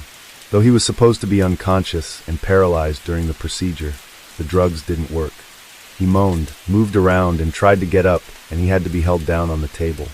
When the doctor tried to place another line to give him more lethal drugs, he accidentally hit an artery, and the blood sprayed all over the execution room. The execution was stopped, but Clayton died 43 minutes later, and in 2015, Oklahoma had another issue carrying out an execution. They used the wrong drug to execute Charles Warner, who had essayed and murdered the 11-month-old daughter of his girlfriend. Potassium chloride was the drug that they were supposed to use and what was logged in the paperwork, but potassium acetate was found in an autopsy of his body. His final words were, "My body is on fire." After these mistakes, the state placed a 6-year moratorium on executions. They lifted the moratorium in 2021, and there was political pressure to quickly resume executions. A plan was established to execute 25 prisoners in the following 3 years, which would reduce the population of Oklahoma's death row by 58%. Since then, Oklahoma has executed 13 people, but the Department of Corrections has struggled to keep up with the pace. Kevin was scheduled for execution on December 7, 2023, but it was put on hold when prison staff asked to delay the time between executions from 60 days to 90 days. They claimed they needed time to avoid another botched execution. Oklahoma Attorney General Jenna Drummond supported the department's request. He said, "I do not want as a chief law officer to oversee a failed execution. I am present with every execution. I look the defendant in the eye as he dies. I look the men and women that administer those lethal injections in the eye after they've administered it, and I have sympathy for the strain on them." The judge overseeing the case had a very different opinion. He said they needed to suck it up and do the job they were hired to do. The time between executions was already extended from 30 to 60 days, and he rejected the new request to extend it to 90 days. He said, "We set a reasonable amount of time to start this out, and y'all keep pushing it and pushing it and pushing it. Who's to say next month you won't come in and say I need 120 days? This stuff needs to stop, and people need to suck it up, realize they have a hard job to do, and get it done in a timely, proficient, professional way." While they battle it out in court, Kevin is still incarcerated at the Oklahoma State Penitentiary in McAlester, Oklahoma. His new execution date has not been set as of the time of this recording. When officers told Curtis his daughter was dead, he collapsed in grief and despair. His brother Mark had to take him to the hospital where they sedated him. Family realized she'd been dead inside Kevin's apartment the whole time they'd been sitting outside just a few feet away. Jamie's Aunt Linda told reporters that their family was distraught and trying to come to terms with an immense loss. She said, "That guy took a life that had just begun. Her daddy is not going to walk her down the aisle. She's not going to have babies. She's not going to get married. I mean, it's over for her. This guy is sitting all cozy in a jail cell eating dinner right now, and that's the reality of it." The family was grateful to the police and investigators who found their girl, but they struggled with horrible details of the crime. Jamie's Uncle Mark said it was hard to hear what happened to her. He said, "Sometimes it got to the point where it hurt. This has been very, very rough on all of us. We're in the process of grieving. It's really hard on everybody. Whole communities struggled with the loss. Townspeople left balloons, flowers and stuffed animals and Easter cards at the apartment complex, and her school friends tied white ribbons to the trees on the street near the high school in her memory. Her funeral was held at the Purcell High School Gymnasium, one of the few places in the small town large enough to hold everyone who attended. Over 1,000 people joined her family at the service on April 20th to mourn her death, including members of her Girl Scout troop and officers and other first responders who searched for her. So many people came out to say goodbye that police closed off the roads in the surrounding 2 square blocks and arranged for golf carts to drive people from their parking areas to the gym. Dozens of balloons in her favorite color, green, hung behind her closed white casket, and a framed photo of Jamie sat on top next to a bouquet of flowers. They played her favorite song, "Jesus Take the Wheel," and other country music that she liked. They showed a video of images and clips from her life, including time she spent having fun with her fellow Girl Scouts. Pastor Dwayne Elmore spoke saying, "Long after the cameras are gone and the headlines change, there will still be people in Purcell who love you." After the public service, she was taken the 60 miles to Guthrie in a white hearse, and her family had a smaller, private service at her graveside in Summit View Cemetery. Without his little girl, Curtis couldn't just stay in Purcell. He got a new job and moved to Guthrie. For a long time, he didn't know how to keep on living without her, but eventually he realized Jamie wouldn't want him to feel that way. He said, "I know she'd want me to go on." Curtis said he looked forward to reuniting with his daughter in heaven. "When that happens," he said, "I'll probably just give her a big old hug and tell her I miss her." Her aunt Tania Leib said she tries to remember the good times. She said, "I don't want her to fade away. She's part of history and want people to know that she really did exist." Her mother, Jennifer, went through dark times after her daughter's murder.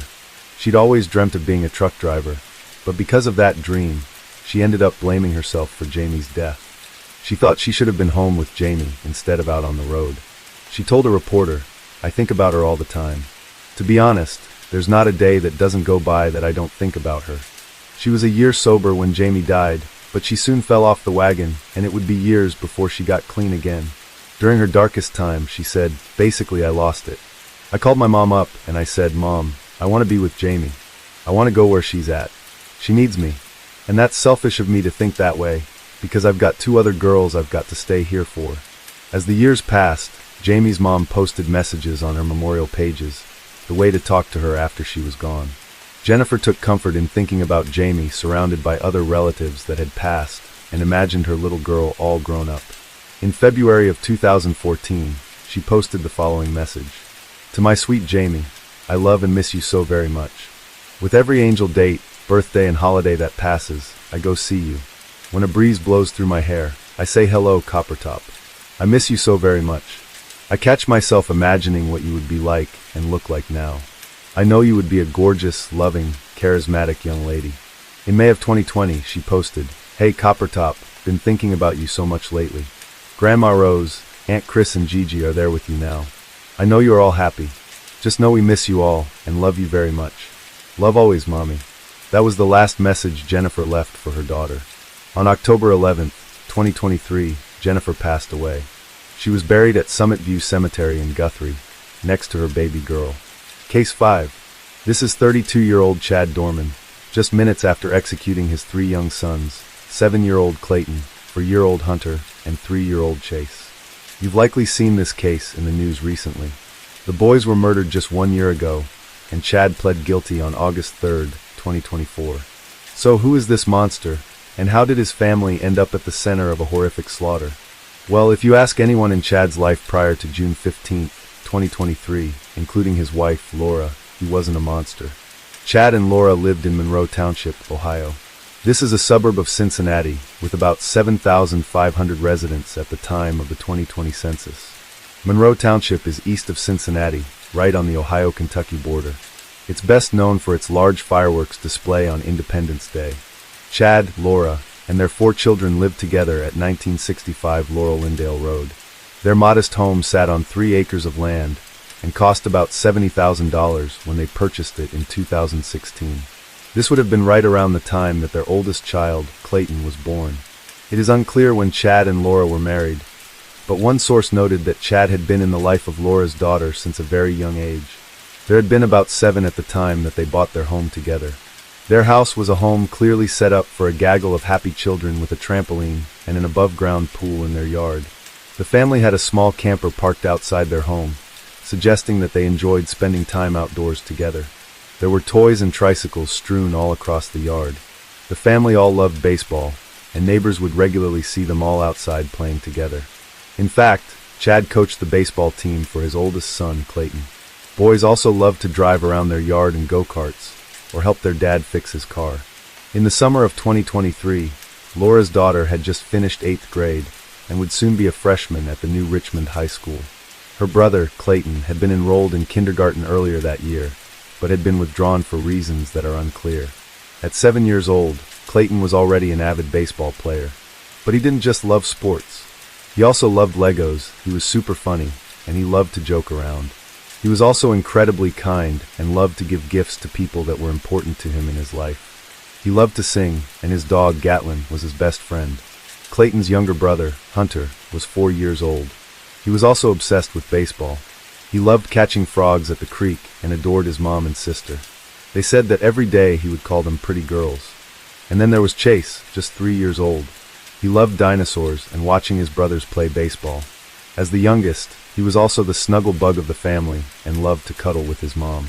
A friend of the family remembered that the boys were like a little pack, always doing everything together. Chad had grown up in the same area that he stayed to raise his family as an adult. He went to Amelia High School, and based on his age, we guess he would have graduated around 2009 or 2010.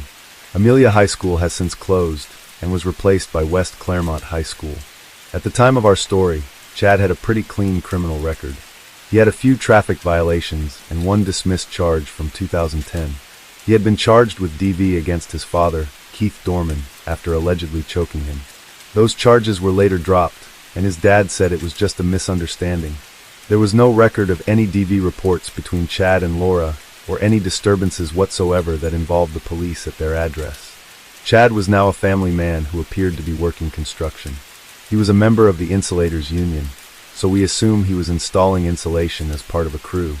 There would later be mixed reports of Chad's general personality, temperament, and behavior prior to the murders. Chad's father, Keith, described him as a super dad, always laughing and joking with his boys, or herself, so that nothing would have made her believe that Chad was capable of harming them. However, neighbors in the area said they often heard the parents fighting.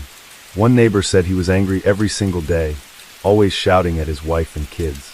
Another friend of Chad's claimed that he had a temper like a bomb, just waiting to explode. Prior to the additional information being released after Chad pled guilty, there was some speculation that perhaps Laura was attempting to leave Chad. Some sources said that Laura had spoken to her daughter a few months prior about his temper. Among those sources, she acknowledged that Chad was causing problems with the neighbors while he was drunk. If his drinking continued, she would have to divorce him. Some even speculated that he returned home that day to find her attempting to leave, which is what triggered the incident. But there is not any current evidence confirming either of those theories at this time. In fact, according to the report released by the prosecution on August 5, 2024, there was no abnormal behavior in the week prior to the incident that would have been a warning sign about what was going to happen. It's also important to note that the town Chad lived in was already on high alert for suspicious behavior. In early 2023, there had been another shooting in Monroe Township. At the end of February, a local woman had shot her husband, her father, and her 14-year-old son and her 20-year-old daughter. She then removed herself from the earth. Apparently, the family was facing eviction due to financial hardship. Her daughter survived the family annihilation attempt, and the town was still reeling from this tragedy in June when our story takes place. Now, this case was stressful enough to research. If you're feeling the same about listening to it, then let's take a little break to unwind with a game we've been using to blow off steam lately. This video has been brought to you by Screw Jam, a challenging puzzle game where you remove and match screws to progress through levels, testing your problem-solving and strategic thinking skills. Screw Jam is easy to learn but hard to master. Enjoy exciting in-game events where you complete levels, earn points, and unlock rewards like boosters, coins, and hearts.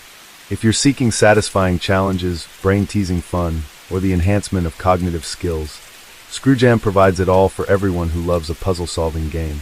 Engage in a blend of puzzle-solving and strategy. Each level tests attention to detail and strategic thinking. It's a great time. Best of all, Screw Jam is free to download and no Wi-Fi is needed, so you can play Screw Jam when you're at the beach or even on a plane. If you download Screw Jam using the link or by scanning the QR code, you will receive 3 hours of infinite life and 100 coins. With a rating of 4.7 on the App Store, you're bound to love it. Download Screw Jam now and dive into a brain-teasing journey. Challenge yourself and sharpen your strategic thinking skills while having fun. Click the link in my description or scan the QR code on screen. Thanks, and back to the episode. On Saturday, June 10th, 2023, 5 days prior to the incident, the family seemed to have a very normal, even fun day. Chad took his boys to a local dirt track to watch some races. Since he was having a boys' day, he encouraged Laura and her daughter to go shopping and have their own girls' day. The following day, he took the boys fishing. Chad would later claim that he was struggling to sleep all through the week.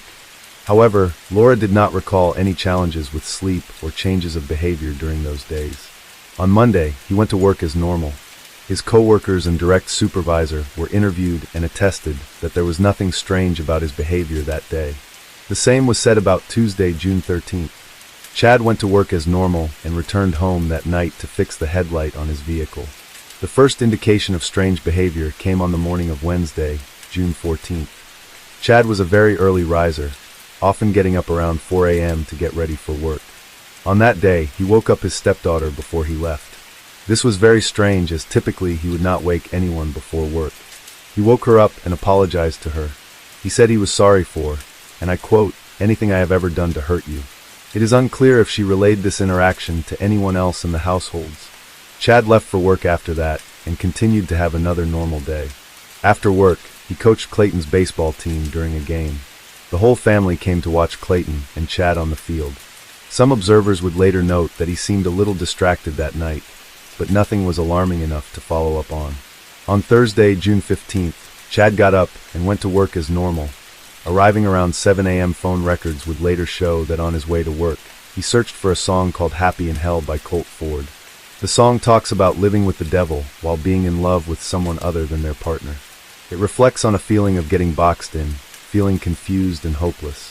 That morning, Chad's boss noticed that he was acting strangely, but not strange enough to make him call the police or even to Laura to see if everything was okay. However, Chad ended up leaving work around 9:30 a.m. It's unclear if this was approved by his boss, or if he just left unannounced.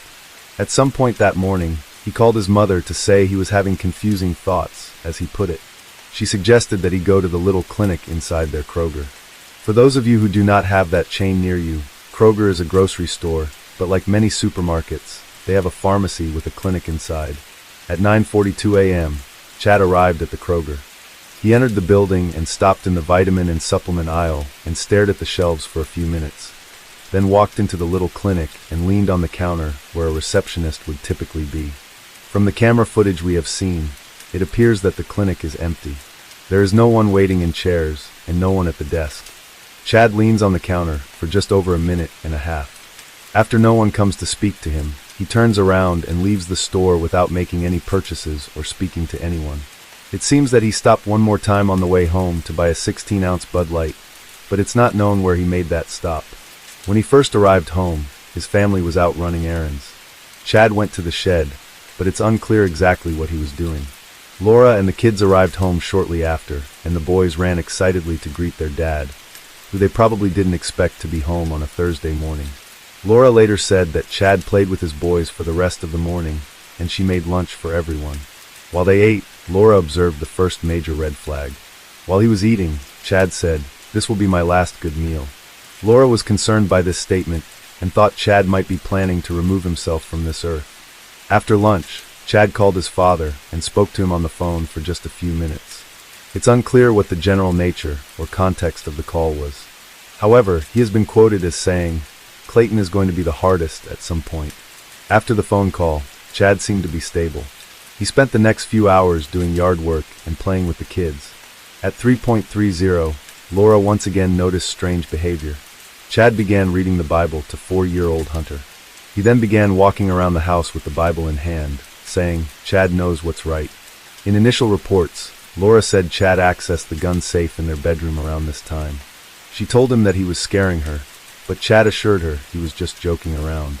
She then tried to get him to take a nap, not wanting him to be alone in case he was planning to remove himself from this earth.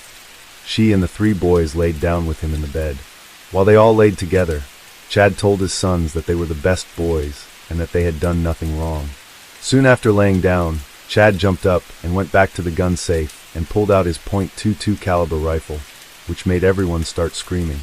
Laura, who thought that his intended target was himself, began pleading with him not to do it, telling him that they loved him. She pulled out her phone to call 911 to get him help, but he ripped the phone from her hand and threw it across the room, telling her that it was too late. This mayhem must have gotten the attention of Laura's daughter, who was watching TV in the other room. She walked to the master bedroom, just in time to see her stepfather shoot Hunter 4 times in front of the whole family. Hunter was hit in the right arm, right side of his torso, and twice on the right side of his head. Laura started screaming for the other kids to run, and then grabbed her phone and called 911. During the call, Laura is screaming and frantic, trying to say her address to the operator, but she said it so fast that they could not hear it clearly. She was screaming, "My husband shot my baby.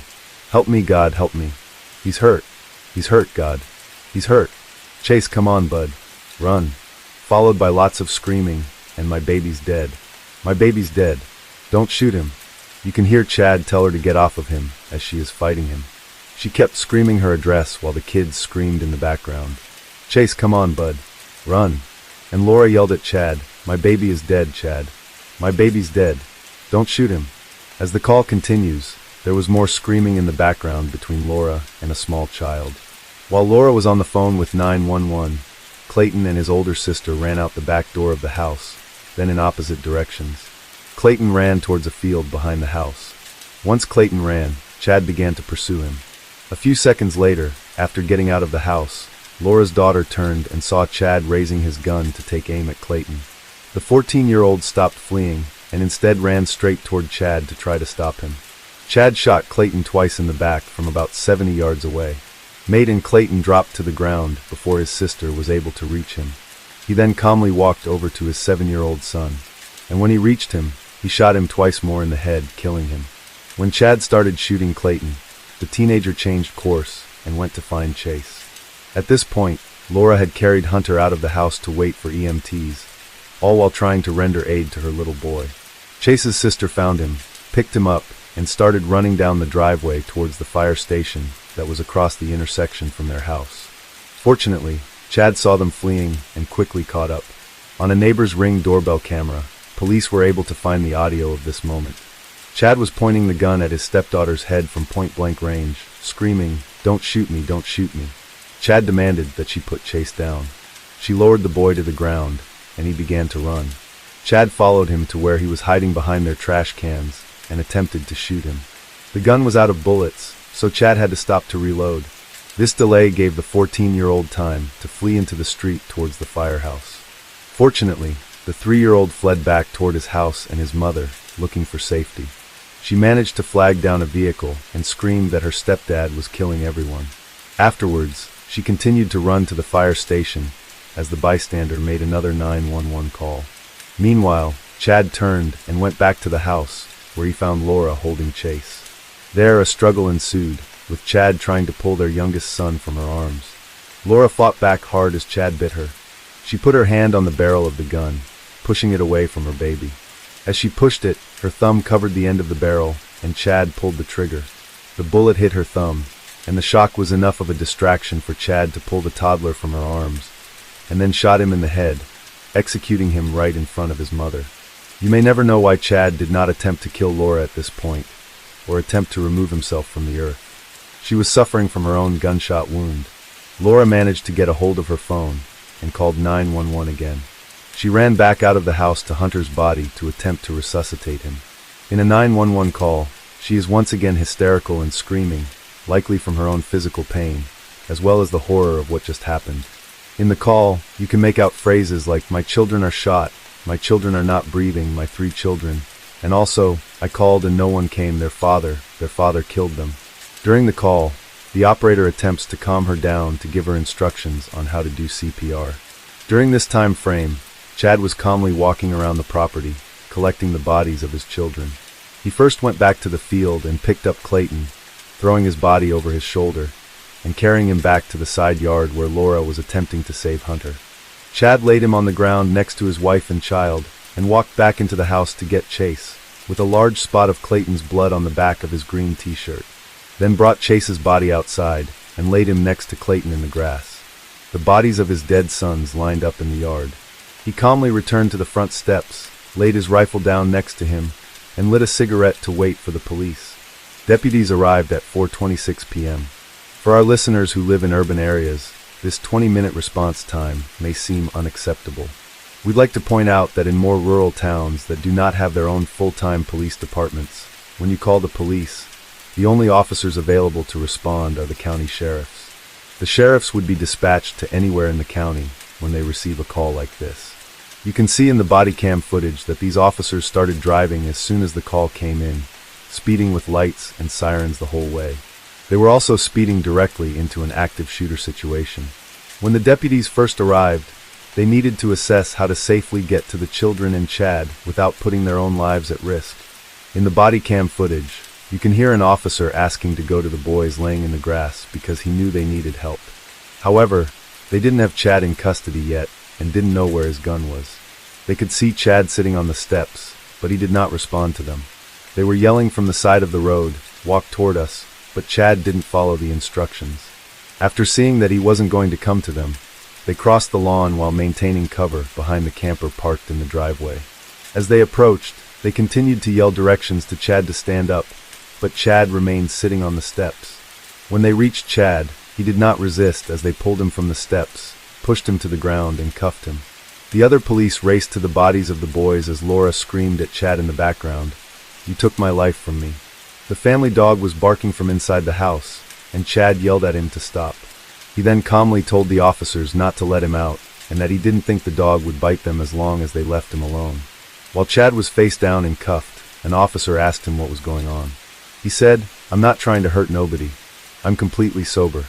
I've never done drugs a day in my life." Then shortly after he said, "I ain't gonna hurt nobody. I ain't got nothing on me. Just my phone, that's it. I ain't mad. I ain't nothing." As you saw from the beginning of the episode, Chad asked if he could be rolled over because he was uncomfortable, after which the officers stood him up and began walking him away from the crime scene. The officer who initially cuffed Chad handed him to Deputy Scott Rudd to take him to the cruiser. As the deputy walked him to the cruiser, he told Chad, "You have the right to remain silent, and you should ****ing use it." He then searched Chad's pockets and placed him in the back seat of the SUV. While this was happening, Hunter was quickly put in an ambulance and Deputy Sparks picked up Chase to carry him to the ambulance, hoping to get him help. After a few yards, he realized that Chase was dead. There was no saving him. He laid him back in the grass. First responders quickly realized there was nothing they could do to save the boys, and instead covered their tiny bodies with sheets. Deputy Rudd went to find the padded helmets they used for the protection of individuals who were at risk of hurting themselves. When he returned, Chad complained that the car was too hot and his cuffs were too tight. Chad's cuffs had been double locked, preventing them from tightening beyond a safe point. Officers didn't make any move to adjust the AC or Chad's cuffs. They just stood nearby with the back hatch open. In the body cam footage, Chad is heard saying, "Tell them I did it, take me to jail." You can also hear that the officers were at their limit. When officers said, Close the door so I don't kill the mother f asterisk asterisk asterisk. Later, when the deputy was driving Chad back to the station, he looked in the rear-view mirror and saw that Chad had worked the seatbelt loose. It appeared that he was trying to wrap it around his neck. The officer stopped and opened the back door to fix the belt, and Chad complained about the cuffs again. The officer just tightened the seatbelt to prevent it from getting loose again and continued driving. As the defense later prepared for the trial, the officers would be criticized for not tending to Chad's request for more AC and looser cuffs, saying that this was a misuse of power. They would also be criticized for their crude language involving Chad. Chad was transported to the station to be interviewed and was officially arrested that night at 10 p.m. During the interview, Chad's calm and cooperative demeanor was no longer as stable as it had been during his arrest. Now, during the interview, he said many things, some that proved to be true and some that were not. One of the claims he made was that he had been planning their murders since the previous October, 8 months before he actually did it. He also said he hadn't been able to sleep the previous 3 nights because his head was filled with thoughts about killing them. He falsely quoted the Bible at one point and said that he should have killed Laura first because she had made the other murders more difficult. Then at some point in the interview, he claimed he had no idea what they were asking about. He said he didn't kill anyone or didn't remember killing anyone. At some points, he said he wasn't the shooter, or maybe he had been at work when it had happened. During the interview, Chad was only partially read his Miranda rights. Now all officers have a card that they carry with them with the full Miranda rights on them to be read after every arrest. In addition, Chad would twice mention a lawyer, though he didn't make a clear and direct request for questioning to stop until he had a lawyer. He did at one point say, "I'll just wait for a lawyer. I really don't know. Just give me a couple of days. I'll talk to a lawyer and get nice, good answers." However, officers did not stop questioning or provide him with a public defender. So as we've seen a few times recently, any information acquired during this interview would later be suppressed from his trial. Chad ended up being charged with 21 different crimes. This included 9 murder counts, 3 for each child because of the different aggravating circumstances that went along with each murder. It appeared in the courtroom the next morning in a padded suit often used by prisoners who are a danger to themselves. Body cam footage. You can hear officers talking about how he had refused to get dressed for the hearing. During the hearing, the defense asked for a $75,000 bond. They countered that this was the most heinous crime imaginable and requested a $20 million bond. Judge set bond at $20 million, and Chad left the hearing to be held in Claremont County Jail. Over the next few weeks, Chad would have several phone calls recorded from prison. He spoke to his mother, mental health professionals, and his brother. During a call to a mental health professional, she was trying to determine how dangerous he was and where he should be held in the jail. She asked him if he felt bad for what he had done, and he said no. 10 days after being arrested, he spoke to his mother on the phone.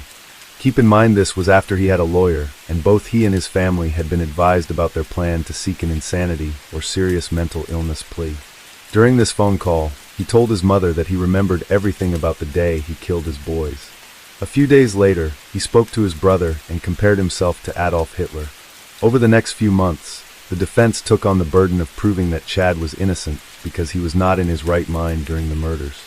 This was partially a direct response to the prosecution being very public about their plan to seek the death penalty. Ohio is one of the states that has a ban on using the death penalty for seriously mentally ill defendants. In 2021, Ohio passed a law prohibiting the death penalty being used in cases of serious mental illness. This is also referred to as SMI. Under Ohio law, if you are suffering from a serious mental illness at the time of the offense, you can have an SMI hearing which will take the death penalty off the table. If the person is significantly impaired and therefore they didn't have the capacity to exercise rational judgment and couldn't understand the significance of their crime, they would not be eligible for death. They would still be eligible for life without parole. SMI has some differences from the insanity defense. There are very specific parameters involved. This law only applies to people suffering from 4 specific illnesses. These are schizophrenia, schizoaffective disorder, bipolar disorder, or delusional disorder. To use this defense, an expert must prove the defendant has been diagnosed with one of these diseases. They would also have to prove that they held the diagnosis at the time of the incident and it was impairing their ability to exercise rational judgment. Now, obviously anyone who kills their children out of the blue is not in their right mind. However, in order to prove that you are innocent either due to insanity or a serious mental illness, the defendant often needs a prior history of diagnosis, treatment, or medication showing that they were mentally ill. As the prosecution lawyer would later say, this was a lightning strike from a blue sky, meaning that there was not a history of mental illness. This came out of nowhere. Several experts evaluated Chad. The first two doctors who evaluated him had two different perspectives. Though they both felt that he might have been suffering from a mental illness at the time, one felt that he did not meet the criteria for an SMI plea. Prior to June 15th, he had no diagnoses, treatments, or prescriptions for any mental health conditions. They said it was likely that he suffered from a mood disorder at the time of the murders. However, they determined that he did know the consequences and wrongness of his actions. This was illustrated by the way he warned officers that he wasn't dangerous when they arrested him. Also in the way he said, "Take me to jail." In addition, the phone calls after he was in jail illustrated that he was very aware of what happened. During incarceration, he showed no acute mental health symptoms, received no treatment or medication. His behavior was not consistent with someone in the throes of a delusion. There was also no indication during the body cam footage that he was in the middle of a delusion when he was arrested or being interviewed. The other doctor's opinion was that Chad was bipolar and felt that Chad did not know what he was doing that day. However, in his report, there was no further testing or reports to prove how he had gotten this conclusion. Nothing in his report indicated that his diagnosis was based off the criteria of the DSM-5. After the first two doctors did not agree as to whether or not Chad was culpable for the murders, a third doctor was brought in. This next doctor, who evaluated him, completely disagreed and did not think he suffered from any mental illness. However, she determined that he did have a history of controlling behavior, issues handling anger, and poor frustration tolerance. She said these were all likely related to his underlying personality structure. When it was made public that Chad was attempting to get an insanity or SMI plea, it caused major upheaval. The public was outraged by the possibility that he could avoid the death penalty. After all, this is what the death penalty is for, the worst of the worst.